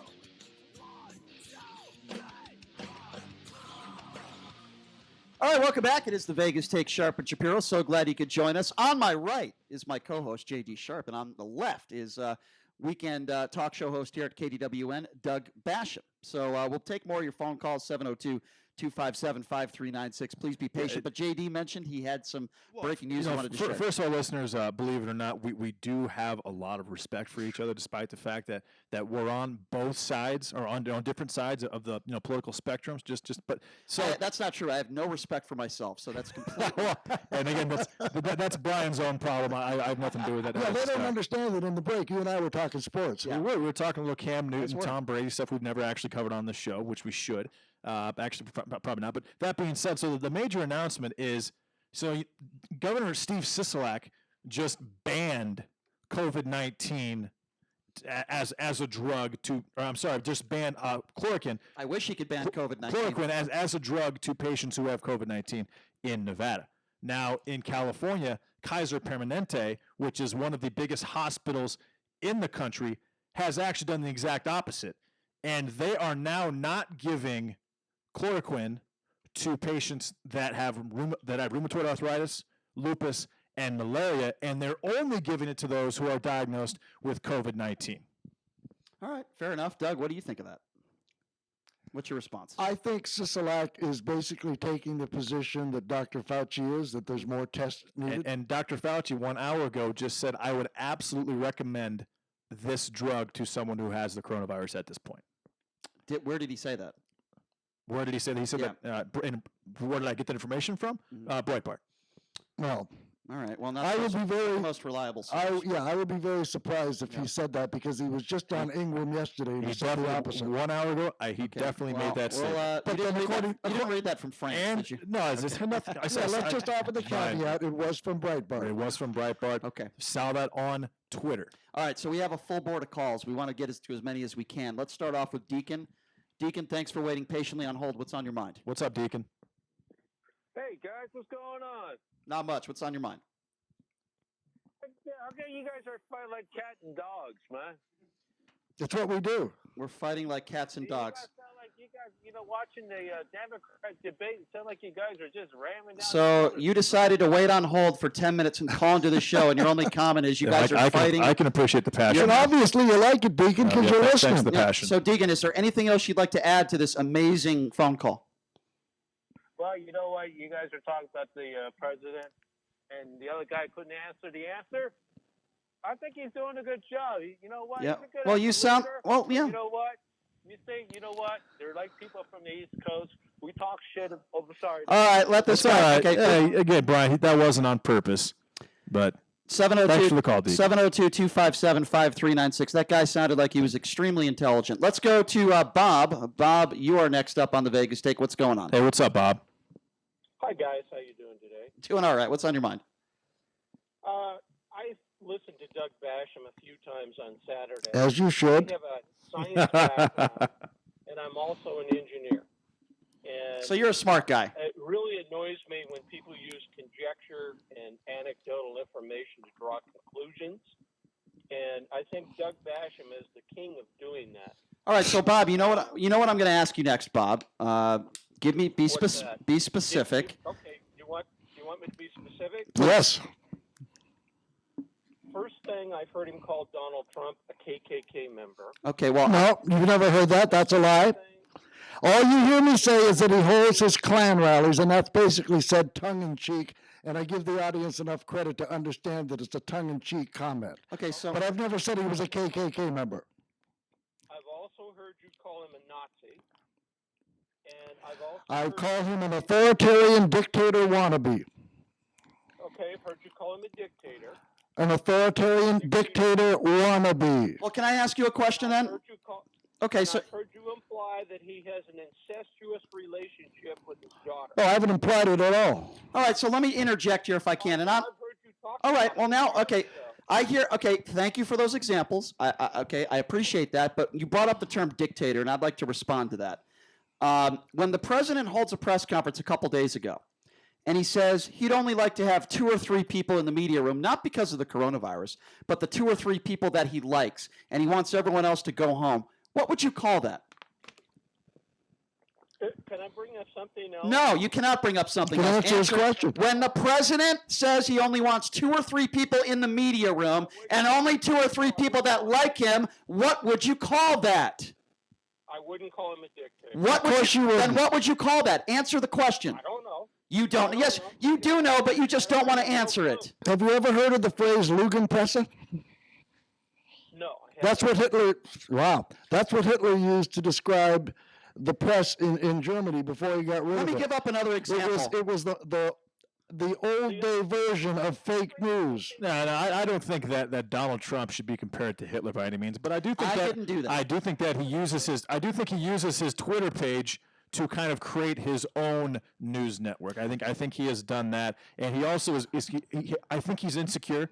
And he shouldn't be insecure, and he likes people around him agreeing with him. Question number two. That isn't the best attribute. Question number 2 for the caller in regards to dictatorship. When the president calls any, answer one more question for me, and then you may, sir. I will give you that opportunity, and I promise you that I will give you that opportunity. When the president calls CNN fake news, MSNBC fake news, and any other news organization or member of the media that criticizes him in any way, calls them fake news, and if you say nice things about the president, or if he goes on Fox and Friends where they ask him puffer interviews, what would you call somebody like that that's in power? I don't have a clue. Again, you don't have a clue. Right, exactly. You know, I know you're a smart guy. I know you do have a clue. You just won't answer the question honestly. He has a thin skin. I'll agree with you there. That's more than just a thin skin. He does have a thin skin. And he shouldn't have a thin skin. Where does the word dictator come from? It comes from dictating things. He is trying to dictate the message that the media sends. No, that is a dictator. Kim Jong-un is a dictator. I'm so glad you brought up King Jong-un, the one he's writing love letters to. Donald Trump is not a dictator. Vladimir Putin could be considered a dictator. Mussolini was a dictator. I've never said Donald Trump is a dictator. I call him an authoritarian dictator wannabe. He tries to dictate the reason what the media he praises Putin, Kim Jong-un, Erdogan, President Xi, is because he longs and lusts to be just like them. That's why he puts down the free press. Actually, he secretly does not want war. Now he recognizes those I didn't say want who would potentially. The narrative when he. I said he wants to rule. The narrative when he became president was this guy is going to start a nuclear war, and he is, he's the Antichrist. Sir, even though the day's not over yet. He does not want war, and he recognizes those countries, the leaders of those countries, that would not be against war, and he tries to avoid it. Sir, I gave you the even though. Yeah, I was just going to say, even though I thought your answers were pathetic, I'm still going to give you the opportunity to ask a question. You're welcome to your opinion. Okay, go ahead, sir. One other thing. Go ahead. This is Brian speaking. Yes, sir. Brian Shapiro. Yes, sir. There's something that you're really hypocritical about. What's that? Bring it up What's quite that? good. Go ahead. If somebody disagrees with your opinion and they happen to be black, or if the person is disagreeing against a black person, you constantly use the term racist. Give me an example, please. Not true. Give me an example. I'll give you an example where you're hypocritical. Please do. The other day I was listening, and you mocked Diamond and Silk. Yes, I did. He did do that, yeah. Because they wouldn't. He actually did it yesterday on Twitter as well. All right, let him finish. Go ahead. Now, if somebody else would have done that, you would have said, hey, these are black people. Absolutely not. Absolutely. Here's where you're wrong. Nope, you're wrong, and here's why. Excuse me. You just said something stupid, Mr. Dumb Engineer, and now I'm going to respond, okay? I don't care what the color of Diamond and Silk's skin is. You know what I care about? They're dummies. Excuse me. Now I'm going to mock you. So hang up. Bye-bye. Bye-bye. Brian doesn't understand the fact that Diamond and Silk are entertainers. Okay, so can I who happen to entertain? Let me know when I can respond. In Ebonics. But here's the problem, JD. Brian has a problem with them speaking in Ebonics because he thinks it makes him sound unintelligent. Can I speak for myself without you putting words in my mouth? And then, Doug, I'll let you respond. Okay? Diamond and Silk are ignoramuses. They're dumb human beings. They can't even put a cognizant sentence together. I don't care what the color of their skin is. So, sir, with all due respect, you're a dumb engineer, and I hope you never work on any of my stuff, or Mr. Engineer. Okay, That's right. I don't care what the color. I don't care what the color of your skin is. You're a moron for bringing that up. Go ahead, Doug. I was doing my Diamond and Silk. That's right. That's right. No, JD, you characterized Diamond and Silk as entertainers. I always thought in order to use that label that there had to be some entertainment value in what they did. Mm-hmm. Yeah. Mm-hmm.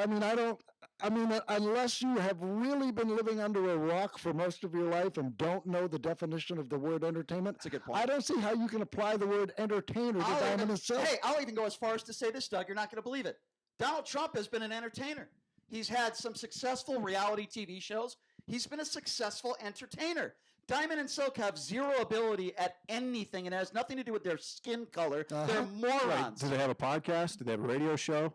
I know they have a decent Instagram What following. are they good at? Well, it doesn't make a difference if they have a podcast and a radio show. Then they are that's the problem. By default entertaining people. We're not on their show with their product. We're not saying that they're not successful, but thanks to Donald Trump, they're the actually bar for quite success has been lowered. And do you know why? So far, and do you know why they're people like Diamond and Silk can get a radio show? Do you know why they're successful? Because they've chosen a niche void. No, you're right. They are two African American women, and just typically African American women, African American just in general, aren't supportive of Donald Trump. Right. So they're kind of bucking the curve, and they're leveraging that to make a career for themselves. I gave that guy way too much time. By filling a niche void. I agree with that. You did do that. I gave him way too much time. You did. Let's go to Steven. Steven, you're next up on the Vegas Take. 257-5396. Steven, what's going on? Hey, what's up, Steven? Yes, good morning, guys. JD, I need some help. I'm really happy to hear about the show might go national, or at least we've got a chance to get the truth out. I do have a website for you. I first learned of this individual. Hold it. No one has picked it up yet. I can't understand why. Okay, hold on. What kind of truth are you talking about going national? Right-wing truth? You said you have a website for me? I don't know. I think we ought to find out, since the Republic and millions of lives are at stake. Should we find out, Doug, if he's truthful or not? Hold on. I missed your question. Should we find out if who's truthful? That was the question, yeah. Whether you want to destroy life on the planet or not. Okay, hold on a second. First of all, how many right-wing talk show hosts are out there compared to... Here is the website. Hold on. No. Hold on a second. We'll give you give out the website at the end. How many... No. You can't let the right stuff on. The truth is too much for you, Brian? No, the truth... excuse me. Okay, since you're going to attack me for about the truth, what have I said on this show that's a lie? I'm not trying to attack anybody. What have I said on this show that's a lie? You are making... King Brian. What have I said on this show that's a lie? Answer the question. Allowed to talk to JD, King Brian. You just said, Brian, you just made a comment about me and the truth, so I'm asking you a very specific question. What have I said that's a lie? Well, obviously... Come on, Brian. Don't do that to the guy. Give him a couple seconds. Constantly since I came on. Because you haven't... Because... The engineer thinks, whether you're actually on the side of truth or on the side And I'm asking you, what would make you think I'm... And I'm asking you, what would make you think I'm not on the side of truth? And I asked you, what have I said that you think is a lie? And more importantly, caller, what is the truth? You're antagonizing towards God. I'm antagonizing towards God. You have no idea what my religious beliefs are, sir. What the hell are you talking about? Am I allowed to talk to JD this way? No, I'm getting tired of you now, sir. I got too many other people on the line, and quite frankly, I'm tired of you. I'm antagonistic towards God. You're antagonistic towards me and the Vegas Take and the human race. 702-257. Very good call, Steve. 702. I'm glad we didn't get that website. 702-257-5396. Let's go to Brady. Brady, you're next. What's up, Brady? Yeah, good morning, gentlemen. A couple things here. First off, I'd like to see Sisolak arrested on the spot along with Mayor de Blasio for insubordination in what they're doing to this country and not protecting the citizens. Absolute libtards need to be thrown in jail. Okay, well, you have a bad track record with that because Adam Schiff, you said Adam Schiff was going to be arrested by April. We have a bet, sir. I don't think Adam Schiff has been arrested. Oh, that's true. We have a bet. You do have a friendly wager about And that. Brady, it's me, your Saturday. Brady, it's me, your Saturday afternoon buddy. Comrade. Yes, Herr Bradoff. What's shaking? Well, no, Brady, you do understand that every time you say, oh, I think so-and-so should be arrested, I think so-and-so should be arrested, you are enabling and normalizing Donald Trump's authoritarian dictatorial inclinations. You don't just go around arresting people because you disagree with them politically. If you want to start arresting people that have been negligent in this virus response, start with Donald Trump. That's not true. I'm going to disagree on that. Brady, I think somebody should lock you up and throw away the key. Can I say one thing, Brian, before you put your buffoonery in? Yeah, my buffoonery. Yeah, I can't wait to hear I thought this. it was my turn to put buffoonery in. Are you pushing some silver products? For one. Go ahead. I can't wait to hear this intelligence. Go ahead, Brady. Iraq is denying the people of Nevada chloroquine, which has been proven to help with the virus. All right. I mean, Brian, it's really hard. I mean, the fact that Kaiser Permanente is doing what they're doing, obviously the drug is, if it hasn't been wildly successful, the anticipation that it's going to be successful. And here's another update for you. It's proven to be successful. Yeah, so a New York doctor, 350 patients, breathing restored within 3 to 4 hours, 0 deaths, 0 hospitalizations, 0 intubations. So it was hydroxychloroquine, azithromycin, and zinc sulfate. Simply put, if those are true and it actually does help people, then as I've said several times on the show, we don't have a problem with that. I have no problem with doing it. The problem we have is that you have a problem with Donald Trump assuming that it may work simply because he's not a doctor. I have a problem. You would have a problem if you and Doug would have a problem if Donald Trump cured cancer. But he's not going to. That's a ridiculous analogy. Because he's not a doctor. Because he's not a doctor. So obviously, since he's not a doctor and he doesn't have the proper medical training, that he can't. To be honest with you, he can't believe in a drug predicated on a couple of testimonials and a couple of studies. Which to me shows a legitimate bias here. I would say that if there's one disease that Donald Trump would need to cure for himself, it would be STDs. I'm sorry. Go ahead, Doug. Well, and not only that. Very necessary. First of all, we don't have a problem if this chloroquine proves to be helpful. We don't have a problem with it being used. What I have a problem with is everybody's latching onto it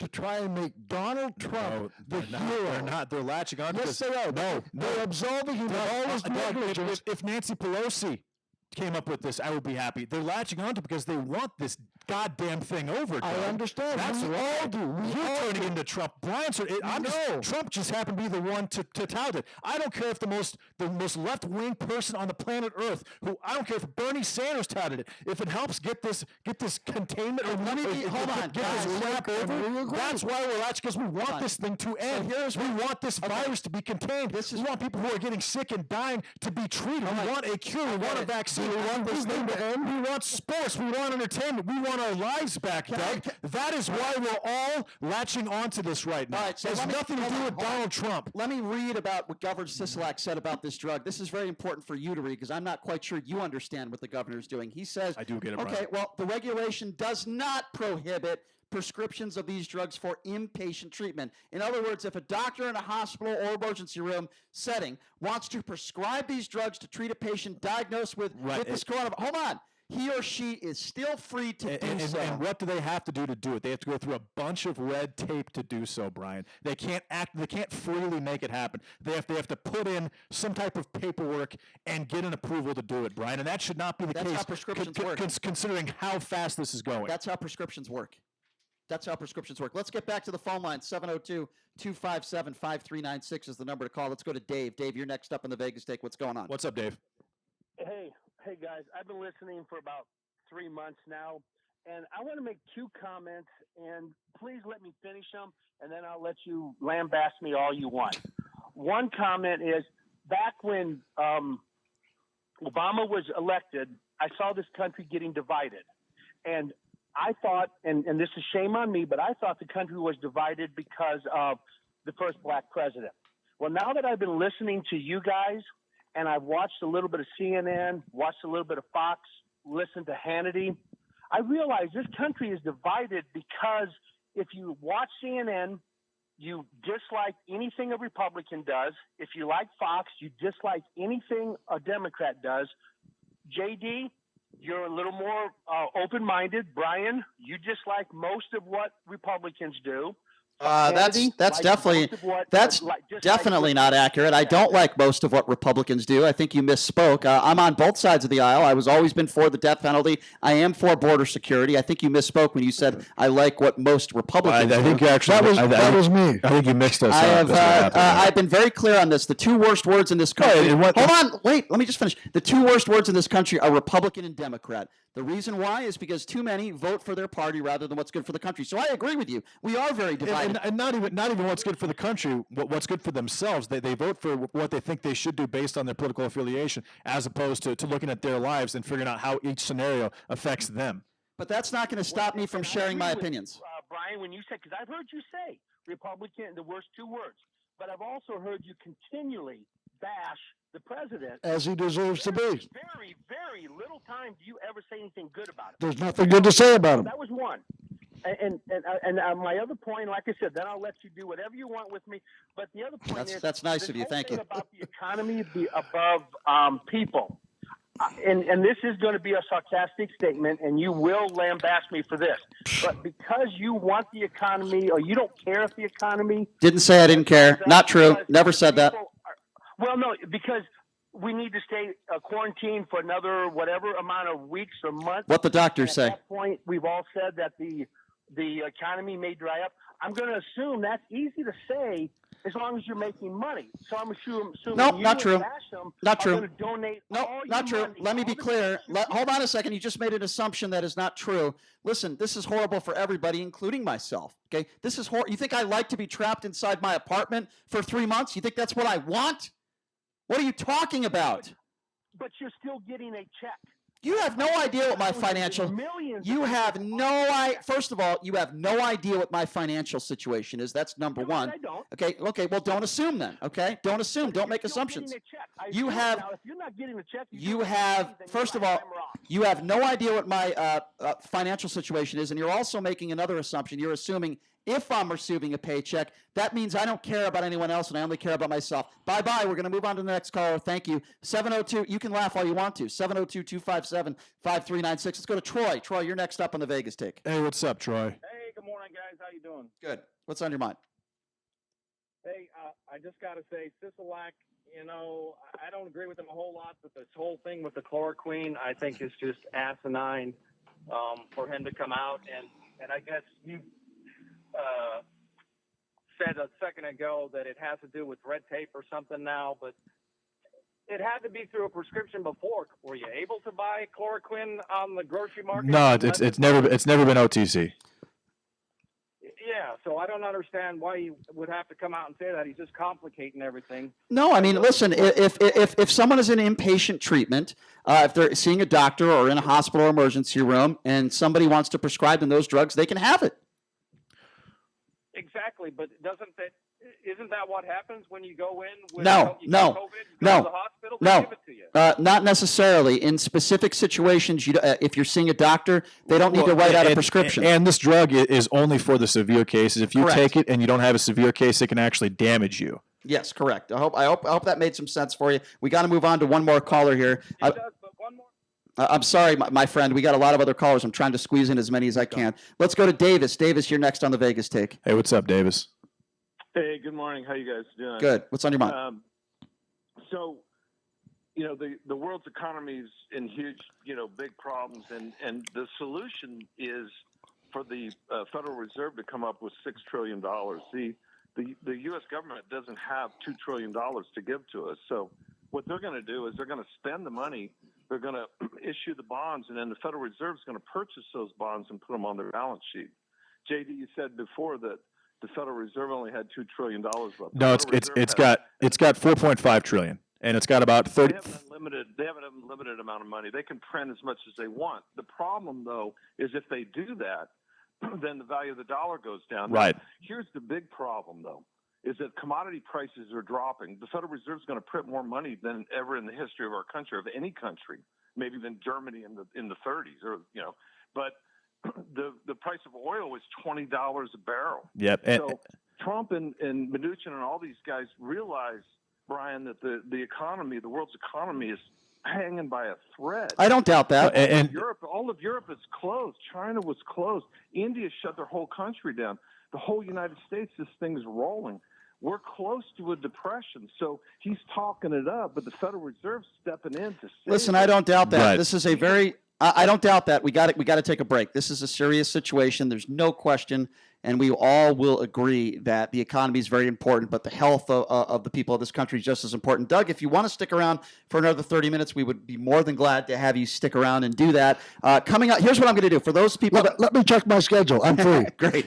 So we're going to take more calls next segment, and we're going to have people plug their business. But coming up next, John Brookhagen is a former Clark County School District teacher, and now he runs his own math institute. How is he teaching his kids during the coronavirus? He's coming up next, right here. Come back on the Vegas Take. Please listen. This is important. Anyone can be affected by the prescription opioid crisis. If you think you've been hurt by Purdue or its prescription opioids like OxyContin, you may be entitled to compensation as part of Purdue's bankruptcy, but you have to file a claim. Claims may include overdose, death, substance use disorder, lost wages, and neonatal abstinence syndrome.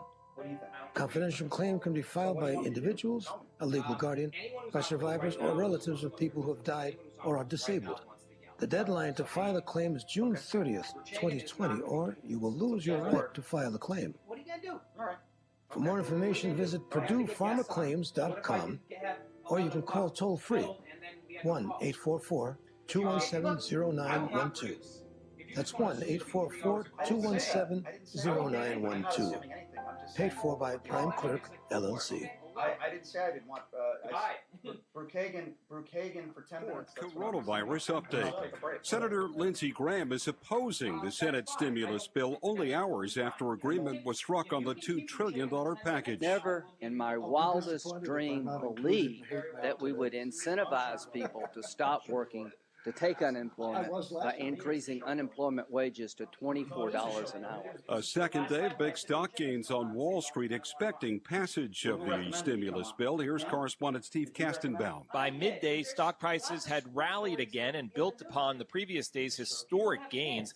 The Dow Jones was up more than 4.7%. The S&P 500 was above 3%, and the Nasdaq had risen 1.5%. For those having trouble, thousands of retired mental health care workers are now offering their services free of cost online. On Wall Street, the Dow up more than 5%, up 1083. I'm Mike Moss. It's time to check the roads. From the Leonard Road Traffic Studio. This report sponsored by Allstate. A crash reported on the 215 Southern Beltway westbound at Decatur, reportedly blocking the left lane. Watch for slowing and approach with caution. Merge right to get by. On the surface streets, a crash at Owens at Nellis Boulevard. That's Owens Ave at Nellis. Injury sustained. Police and fire are with the scene. And also an accident on Lamb Boulevard, just north of Washington. With an Allstate agent, you get a local expert and help finding the best coverage for you. Plus, when you bundle home and auto, you can save. So call your local Allstate agent today. Are you in good hands? I'm John Michaels from the KDON Traffic Center. This is Harry Jacobs from Credit Restoration of Nevada, inviting you to join me for the Credit Show, Saturday mornings between 9 and 10, here on the new 101.5 FM and 720 AM, KDON. This is the story of Julie Guillot. She's a Leukemia and Lymphoma Society advocate and the mother of a child who battled blood cancer. Zach was diagnosed with AML, a deadly leukemia, when he was only 5. He died at just 9 years old, really from the treatment that was meant to save him. Today, the Leukemia and Lymphoma Society is pioneering breakthrough treatments for kids with cancer. Visit LLS.org and save a child's life. Furnished by LLS. Las Vegas, we need healthy donors to continue to give blood and organizations to continue to organize blood drives to ensure hospital patients have what they need to survive. Please donate blood at any Vitalant Community Blood Drive or Blood Donation Center. Call 877-25-VITAL or go to bloodhero.com. Coronavirus has brought significant disruption to daily life here in Las Vegas, and we here at KDON want you to stay safe, but at the same time, we want you to help these local businesses in our communities thrive. At KDON, we've set up Operation Gift Card to help local restaurants, bars, and businesses who offer gift cards on their websites. To find out how to purchase gift cards from these great businesses and more, visit our website at kdwn.com and search Operation Gift Card. Remember, we are all in this together. 1015 FM, 720 AM, KDON, the talk of Las Vegas. Mark Levin, weekdays 3 p.m. to 6 p.m. Now back to the Vegas Take on 1015 FM, 720 AM, KDON. All right, welcome back. It is the Vegas Take, Sharp and Shapiro. Yeah, we're here in my kitchen broadcasting live. Doug Basham does a show, great show, 2 to 4 p.m. on KDWN on the weekend. Also is sticking around. And coming up here in just a little bit, we want to hear from some of you local business owners out there, your struggles and trials and tribulations, and we will be glad to plug your business and do our part to do whatever we can to help you. Joining us on the line right now, friend of the show. His name is John Brookhagen, a former Clark County School District teacher, decided to open up his own place, Infinity, the Math Institute. He's going to talk to us a little bit about how he's dealing with the coronavirus and in regards to the Clark County School District, how they're dealing with it. John, I appreciate you coming on. How are you? I'm great, man. It's good to hear from you, and I'm sorry I don't get to see your pretty faces. Well, you're not missing anything, trust me. That's fact. So, John, let's talk a little bit about this distance learning. We're hearing that a lot from all sorts of different people throughout the country. Your thoughts on distance learning, and are you doing that at your Math Institute? Yeah, well, number one, distance learning and online learning, for those of you who don't understand, distance learning is just simply saying, learning from a distance, usually online. And it's one of the biggest growing business ventures in places like China and India and Russia, and it's spreading in Europe. And I was expecting it to spread a lot in the United States, which is one of the reasons why we have that aspect of our business. We've been able to go 100% online pretty quickly because we already had the tools set up. And it's working out really, really well. And I think that it's bringing a new awareness to the public about how children can learn online. Can you give us a little bit of insight on what's going on in the Clark County School District? How are these teachers getting paid? Are they getting paid? The administration? What is your understanding of what's going on here as far as pay for these teachers? Well, first of all, the teachers signed a contract. They're getting paid. They're getting paid by the state government. Obviously, education is not a federal mandate. It's a state level mandate, and teachers sign a contract so that way they have to fulfill their end of the contract and the state has to fulfill their end. And obviously, they've been agreed to get paid on the 15th and 1st of every month or something like that. And they're going to continue to get paid, and they may be losing out on some of their extracurricular pay, such as coaches or club members or covering preps because we don't have enough subs, yada, yada, yada.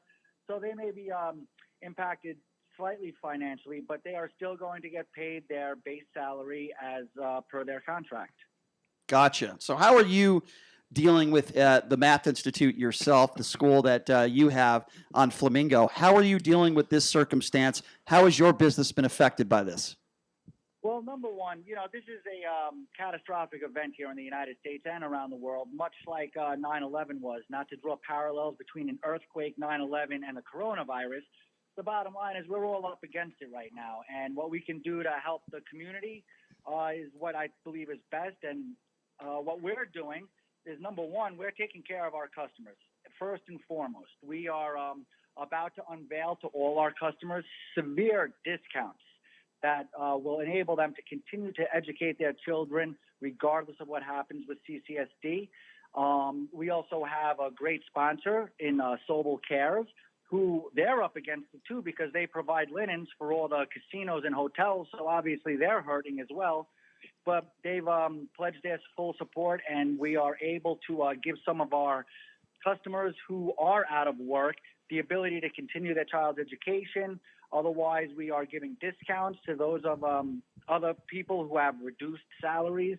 And we are going to be opening up some of those discounts possibly to that's great. the general public who haven't been customers before, just so that way they can get the education. I mean, education is not about your grades. Education is about learning. And when the kids and the parents start realizing that, they need to stop worrying about everything else and just educate the children to be more intelligent adults. Yep. That's when we'll all get ahead of the curve. Definitely. Well said. If you're just joining us, we're speaking with John Brookhagen, a former Clark County School District teacher.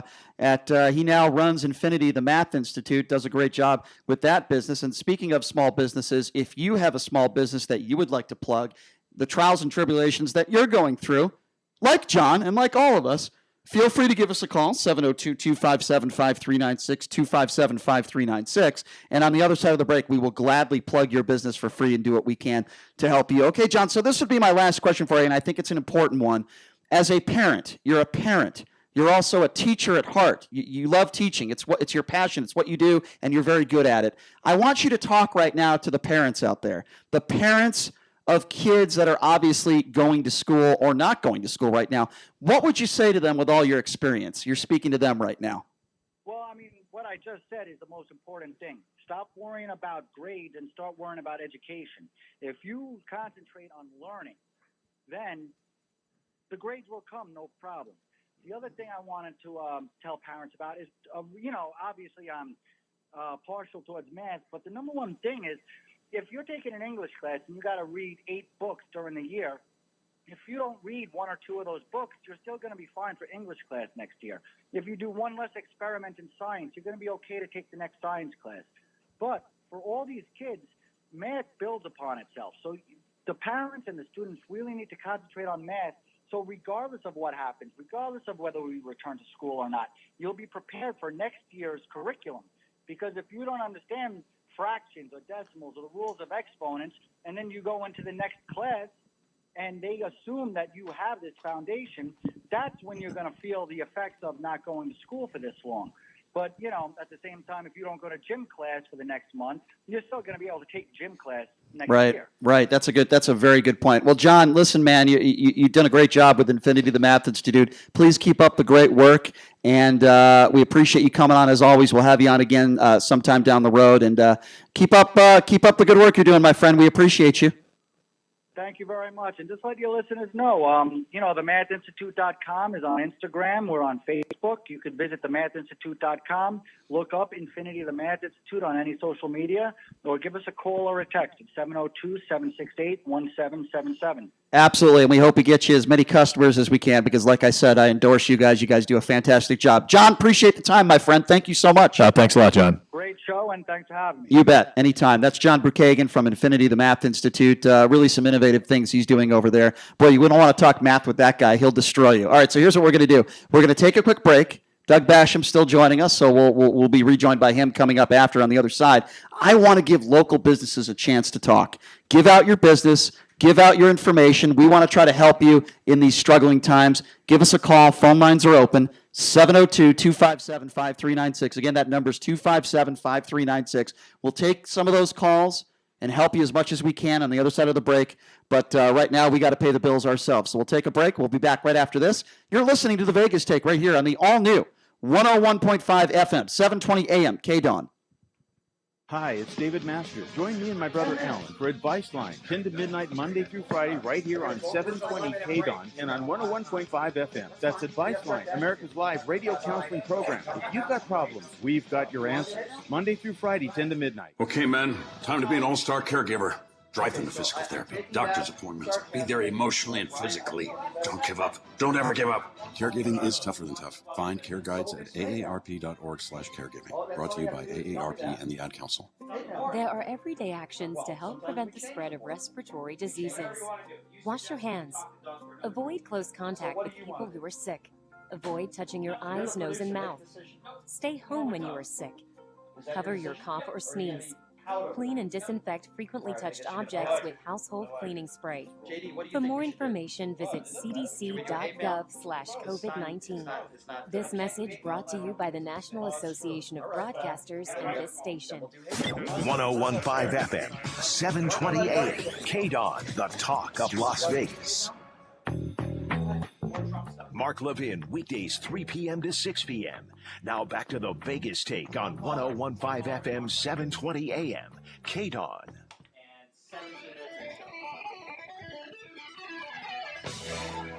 All right, welcome back. It is the Vegas Take, Sharp and Shapiro. So glad you could join us on a Wednesday. We're all struggling with this coronavirus scare. We're all trying to come up with solutions. I would hope the administration is as well. I think they are. But, the people that are really struggling, obviously, all sorts of different employees. I mean, we're all struggling to an extent, right? But the people that are really struggling, are some of these local businesses. They're not getting the customers, whether it could be a restaurant, it could be a gym, all sorts of different businesses. If they're not essential right now, they're closed or partially closed. So obviously we want to hear from you. Obviously we want to hear from some of the stories that you're dealing with. What type of business do you own? Do you know somebody in your family that owns a business? Are you struggling right now? That's what we want to hear from. We want to hear from you, and we certainly are willing to help you in any way that we can in pushing your business out there and getting it to us on the air. So again, that number to call if you want to be a part of the program is 702-257-5396. Again, that number 257-5396. Let's start off with Dylan. Dylan, thanks for calling into the Vegas Take. How are you? Good morning. Good morning, Dylan. What's on your mind? Dylan. Go ahead. I wanted to tell you some of the effects we've had. We have a company. If you were to look up, say, we do a lot of pickleball and family backyard courts and things, and all sizes tennis courts. Tyson's court, when he was the baddest man on the planet with his little white tigers, came out on the court walking around and met the gentleman, and he didn't talk much, but he sure looked tough. But anyway, we just had a gal that with a $14,000 resurface job, and we were ready to go. She was going to send us a half-down check for $7,000. And of course, CNN and everybody's on the news, and Doug Basham scaring the hell out of everybody. Just kidding, Doug. And anyway, she said, "Hey, I'm going to wait." So she didn't send us the check. And there's other residentials, of course, that are definitely waiting now because they're buying toilet paper. So it's definitely, we're kind of twiddling our thumbs right now. We got a couple of city parks, but it's very limited right now. Can you give out a little information? And it's funny you brought that up, but Steve Sisolak, from what I understand, has put caution tape around the city basketball courts as well. The rims are being taken down from the city basketball courts where a lot of people have been playing basketball outside. Can you give out that? Because they wanted us to take walks in the park and things, and we went down to the lake as well, and it's closed now. And it's like, I don't understand. I guess I'll get on my bicycle until I get a ticket. Can you give out the information on your? Yeah, that was my next question. Please tell us what business it is. These vans, we drive all over town, and they got pictures of courts on them, and it says backyardcourts.net. They're serving Las Vegas since 1988. And we've done Anthem Country Club, all the big courts out here. There's Del Webb court communities. We've done all types of courts and family courts. And we've done Andre Agassi's court probably 4 times, surfacing. And it's backcourts.net. Well, thank you for sharing your story. We're glad to help you out in any way we can. And we hope I hope we all get through all this stuff. Thanks a lot, Dylan. Appreciate you sending your story. We send you the best, and we hope to get through this as soon as possible so people like yourself, the good citizens here in Las Vegas, will be able to run their businesses again and run them properly and run them normal, if that makes sense. I really feel for some of these people. We had some calls yesterday from restaurant owners, all sorts of different people that run businesses, and it sucks. It's a really tough spot, and these are the people I really feel for. I feel for everybody. It doesn't matter whether you're earning a paycheck or not. Nobody wants to be stuck inside their home or apartment for a month, for 2 months. We don't know how long this is going to last. Nobody wants this. We don't want this. Nobody does. But the sad part about it is there's so many unanswered questions. We have unanswered questions about what is going to be the cure for this disease. Are we going to have a cure? There are so many questions as far as when are we going to be able to get back to work. We understand that in 22 days, correct me if I'm wrong, in 22 days, the casinos are supposed to open. Certainly that is going to be a nice shot into the economy for us, and it'll help us. But Doug, you've lived here a long time. Are you confident, and do you think that, yes, these casinos will be open in 22 days and people are going to get back to some level of normalcy in a month?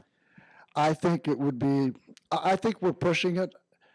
The one thing I would like to point out is that the reason we're in a position now where we have to make the decision to either kill grandma or kill the economy is because of the inaction in the first place. Had the testing been initiated right away, had the private sector been engaged right away, we may not have to be making this decision now. And this is what bothers me when people say, oh, well, Trump has shown great leadership. No, he hasn't. If he had, we wouldn't be in the position now where we have to make a decision of what we're going to kill. Right. No, I don't disagree with that. 257-5396. Let's go to Dave. Dave, you're next on the Vegas Take. What's going on?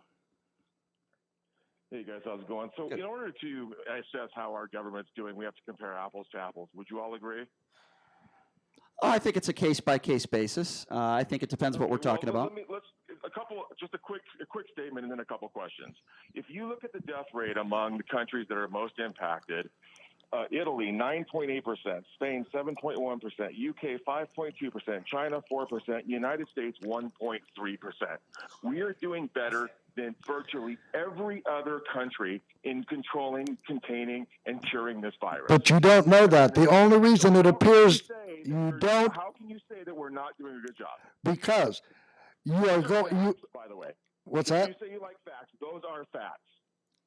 Those are facts, but the reason we appear to be doing better, and by the way, we're not. We are the highest trending country for new cases in the world. The reason it appears we're doing better because our death rate is low so far is because, number one, it took longer to get here. Number two, we haven't tested enough people yet. We don't know how many people have it. We don't know how many people are going to give it to other people. This is where the lack of leadership comes in. The countries that initiated the testing right away and engaged the private sector and tested their people flattened the curve. I mean, we haven't even reached our peak. Right, and besides not having ventilators and besides obviously not having a cure for this virus, a big issue is what Doug just mentioned is the testing kits. I mean, we haven't been able to test people, and I think that's the biggest issue. Let's squeeze in another call. Let's go to Evan. Evan, you're next on the Vegas Take. Hey, guys. How's it going? Good. What's on your mind? Hey, so I just wanted to reference a caller a while ago. So real quick, this is my first time listening to the show, so I just happened to be listening in the car and everything.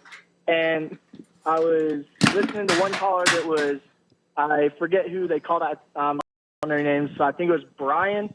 They basically said, because you suggested everybody stay in for a while, that you were against the economy being good and whatnot. Is that what was said?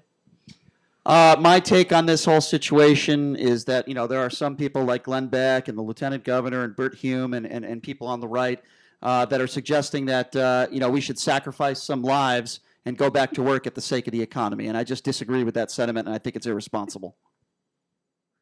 Got it. Okay.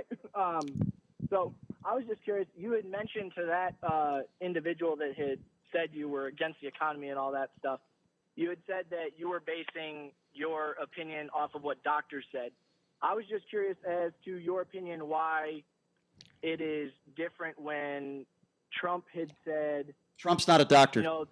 Trump's not a doctor. He's not a doctor, sir. I get that. So he's basing it off of the results that had come out from a couple doctors saying, hey, in our experience with our treatments, this had worked. So I was just curious what your thinking is behind, when he pushes which specific, okay, so which specific test are you talking about? And is this a doctor in his administration? Which doctor are you talking about? Because I'm referencing Dr. Fauci and those in Trump's administration. I'm referencing those like Dr. Fauci. I don't know which study you're talking about. This is an evolving story as we go. And I'm quoting doctors, and I don't like to quote the president because the president has been wrong on a lot of issues involved with the coronavirus. And I think that's a fair thing for me to form opinions based on the experts, not on Donald Trump. No, exactly. And I agree with that. I was referencing the drug chloroquine, I believe is the pronunciation. Yes, sir. Yeah, so I haven't heard every quote he's made about it, but I do know that he made the quote that it could potentially be, and this may not be a direct quote, but this could potentially be a game changer. He did say that. Let me be very clear on this. If there is any drug out there that has any sort of possibility. It could be a 1 in 1,000 chance of saving your life. If somebody is on their deathbed and they're probably going to die, give them everything they can to even see if anything can help. I have no problem with that, sir. I'll be very clear on that. I want people's lives to be saved. There is no doubt. I 100% agree. My only question was, with him saying, like pushing the drug, saying, hey, this could be a game changer and everything, based off of the other doctors that have said they've had success. That's not what Dr. Fauci said, and Dr. Fauci is the person right underneath the president that's in charge of this whole thing. So I'm going by what he is saying. So I haven't seen that. So he's saying that it's not necessarily a good treatment, correct? We don't know that it cures the virus yet. Actually, what Dr. Fauci is saying is that he would, and this happened about an hour and a half ago, and it is different from what he said yesterday, he would unquestionably treat a coronavirus patient with chloroquine. According to Breitbart. And we don't know if that's the first statement. He said this on Philadelphia 920 radio this morning. Okay. Again, I'd like to see the whole quote. That's fine. I would like to see. And you're welcome. But so that his narrative has changed. Okay. Well, if it's changed in the last 24 hours or the last 12 hours, then I'll gladly take a look at that. But I'm not going to say that to be true unless I actually see it myself. So I'll take a look at it. 702-257-5396. Let's go to Stephen. Stephen, you're next up on the Vegas Take. Hey, what's up, Stephen? Yeah. Good morning again, guys. I have a kind of a loose organization and never made any money and never created to make money. But I certainly encourage people that right now we have 2 people that are investigating the citizens arrest aspect of some of the principles that are being applied to our country. And you can get there by going to We Are Change Las Vegas. We Are Change Las Vegas. You don't have to pay the membership. I'll just put JD in the box and it'll be free. If that's a problem, it wasn't formed to make money. It was formed to preserve the republic and preserve freedom. Okay. I'm confused though. What service are you providing with that? Can you explain that a little further? I'm confused. Well, we've got a what's it called, where you a message board where you can ask questions and create dialogue with kind of like talk radio. Okay. It's kind of been in So it's a blog. Dormant stage, but to communicate different ideas and exercise of the First Amendment. Okay. The speech part. Stephen, are you a competitor of ours?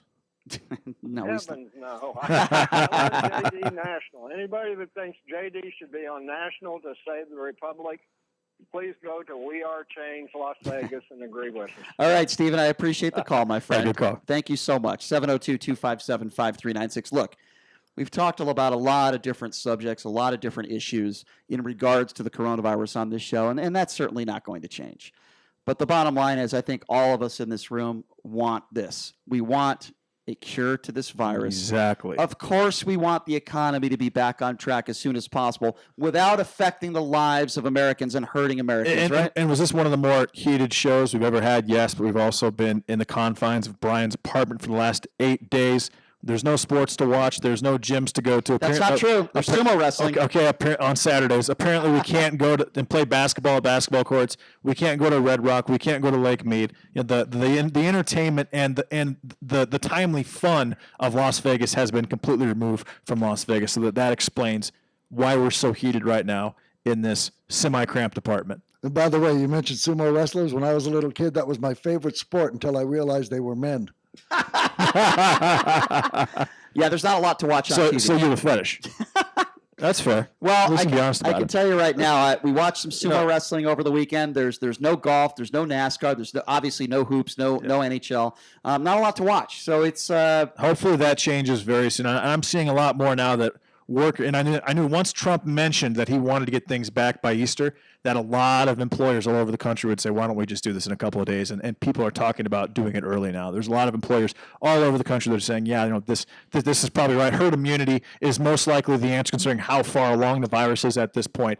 And honestly, if it was Bernie Sanders or the most left-wing person on the face of the earth, and and they thought that there was a drug that worked, I would be supportive, because at this point, I don't care who introduces the drug or who touts the drug or who mentions the drug or endorses the drug. I just want the drug to stop all this nonsense. I want to add this too, because I think this is very important. We had a few callers that say, "Boy, we're so divided. We're so divided." If you put on certain networks, Fox News, MSNBC, you get only one, for the most part, only one side of the argument. Okay. What I love about what we do, not saying we're special, but I love about what we do is we have debates, Republicans and Democrats. This is a perfect example of it, having Doug on and JD and us all getting into these debates. This is what we need in this country. We need good debate. Now, yes, if somebody says something stupid, if somebody says something that is ignorant, or if somebody says something that is not factual, they need to be called out on that. But it's good. Doesn't mean we're always going to agree. Of course not. It's good to have these types of discussions and debates. And this isn't Rush Limbaugh where you just where we're jamming our opinion down your throat and telling you how to think. We want you to take what we say and listen to both of our our opinions and our angles and our thoughts and apply them to your life and then make your own decisions. No question. Basham, you gotta plug your show a little bit here because we appreciate you coming into my kitchen, by the way. Oh, it's a pleasure. I got to tell everybody in the audience, you haven't lived until you visited Brian's kitchen and seen him do his show in his robe barefooted. Doug, talk to me a little bit about your that's show. a memory I will cherish forever. No one can take that from me. So how do people follow you, Doug? Talk to me a little bit about your show. My website is bashamradio.com. I'm on every Saturday afternoon from 2 to 4. And you do a really good job in doing it. I too, do. By the way, I mean, listen, it's not like we're going to change anybody's mind. I mean, I don't. If we do, that's fine. But that's not the objective here. The objective is sharing different opinions and let people decide for themselves. I'm not looking to change anybody's mind. There was a time when that might have been one of our goals, to change people's minds. But if you look at what has happened since Donald Trump has taken office, his base isn't just your typical partisan base. It's a cult. And it doesn't matter what he does or how ill-informed he shows himself to be or whatever lack of leadership, they will make excuses for him to the very end, to the point where, I'm willing to kill my grandma. I'm willing to die. I mean, this is just sick. I mean, listen. And I don't know how to reach these people. It's not. I'm not saying it's my grandma saying I'm willing to sacrifice myself so that my progeny has a prosperous America to live in. We are going to give you the latest on these prescription drugs. What is legal? What is not legal? The latest cases, the latest studies. I think that's something that certainly we're going to focus on that tomorrow. Doug, thank you so much for coming in, man. Yeah, thanks a lot, Doug. We really do thanks appreciate for it. having me. It's been a great time. Keep up the good work. We're going to take a 21-hour break, folks. Sean Hannity coming up next, everybody. Thanks for joining the Vegas Take 101.5 FM, 720 AM, KDAWN. Your home for Sean. All right, gentlemen, thank you as always. EWN Las Vegas, KKLZ HD2 Las Vegas, a Beasley Media Group station. Special report coronavirus update. Senate Majority Leader Mitch McConnell says the stimulus agreement gives the nation a fighting chance to beat the coronavirus. A fight has arrived at our... Thought that was good, Sean. Yep. A lot of calls.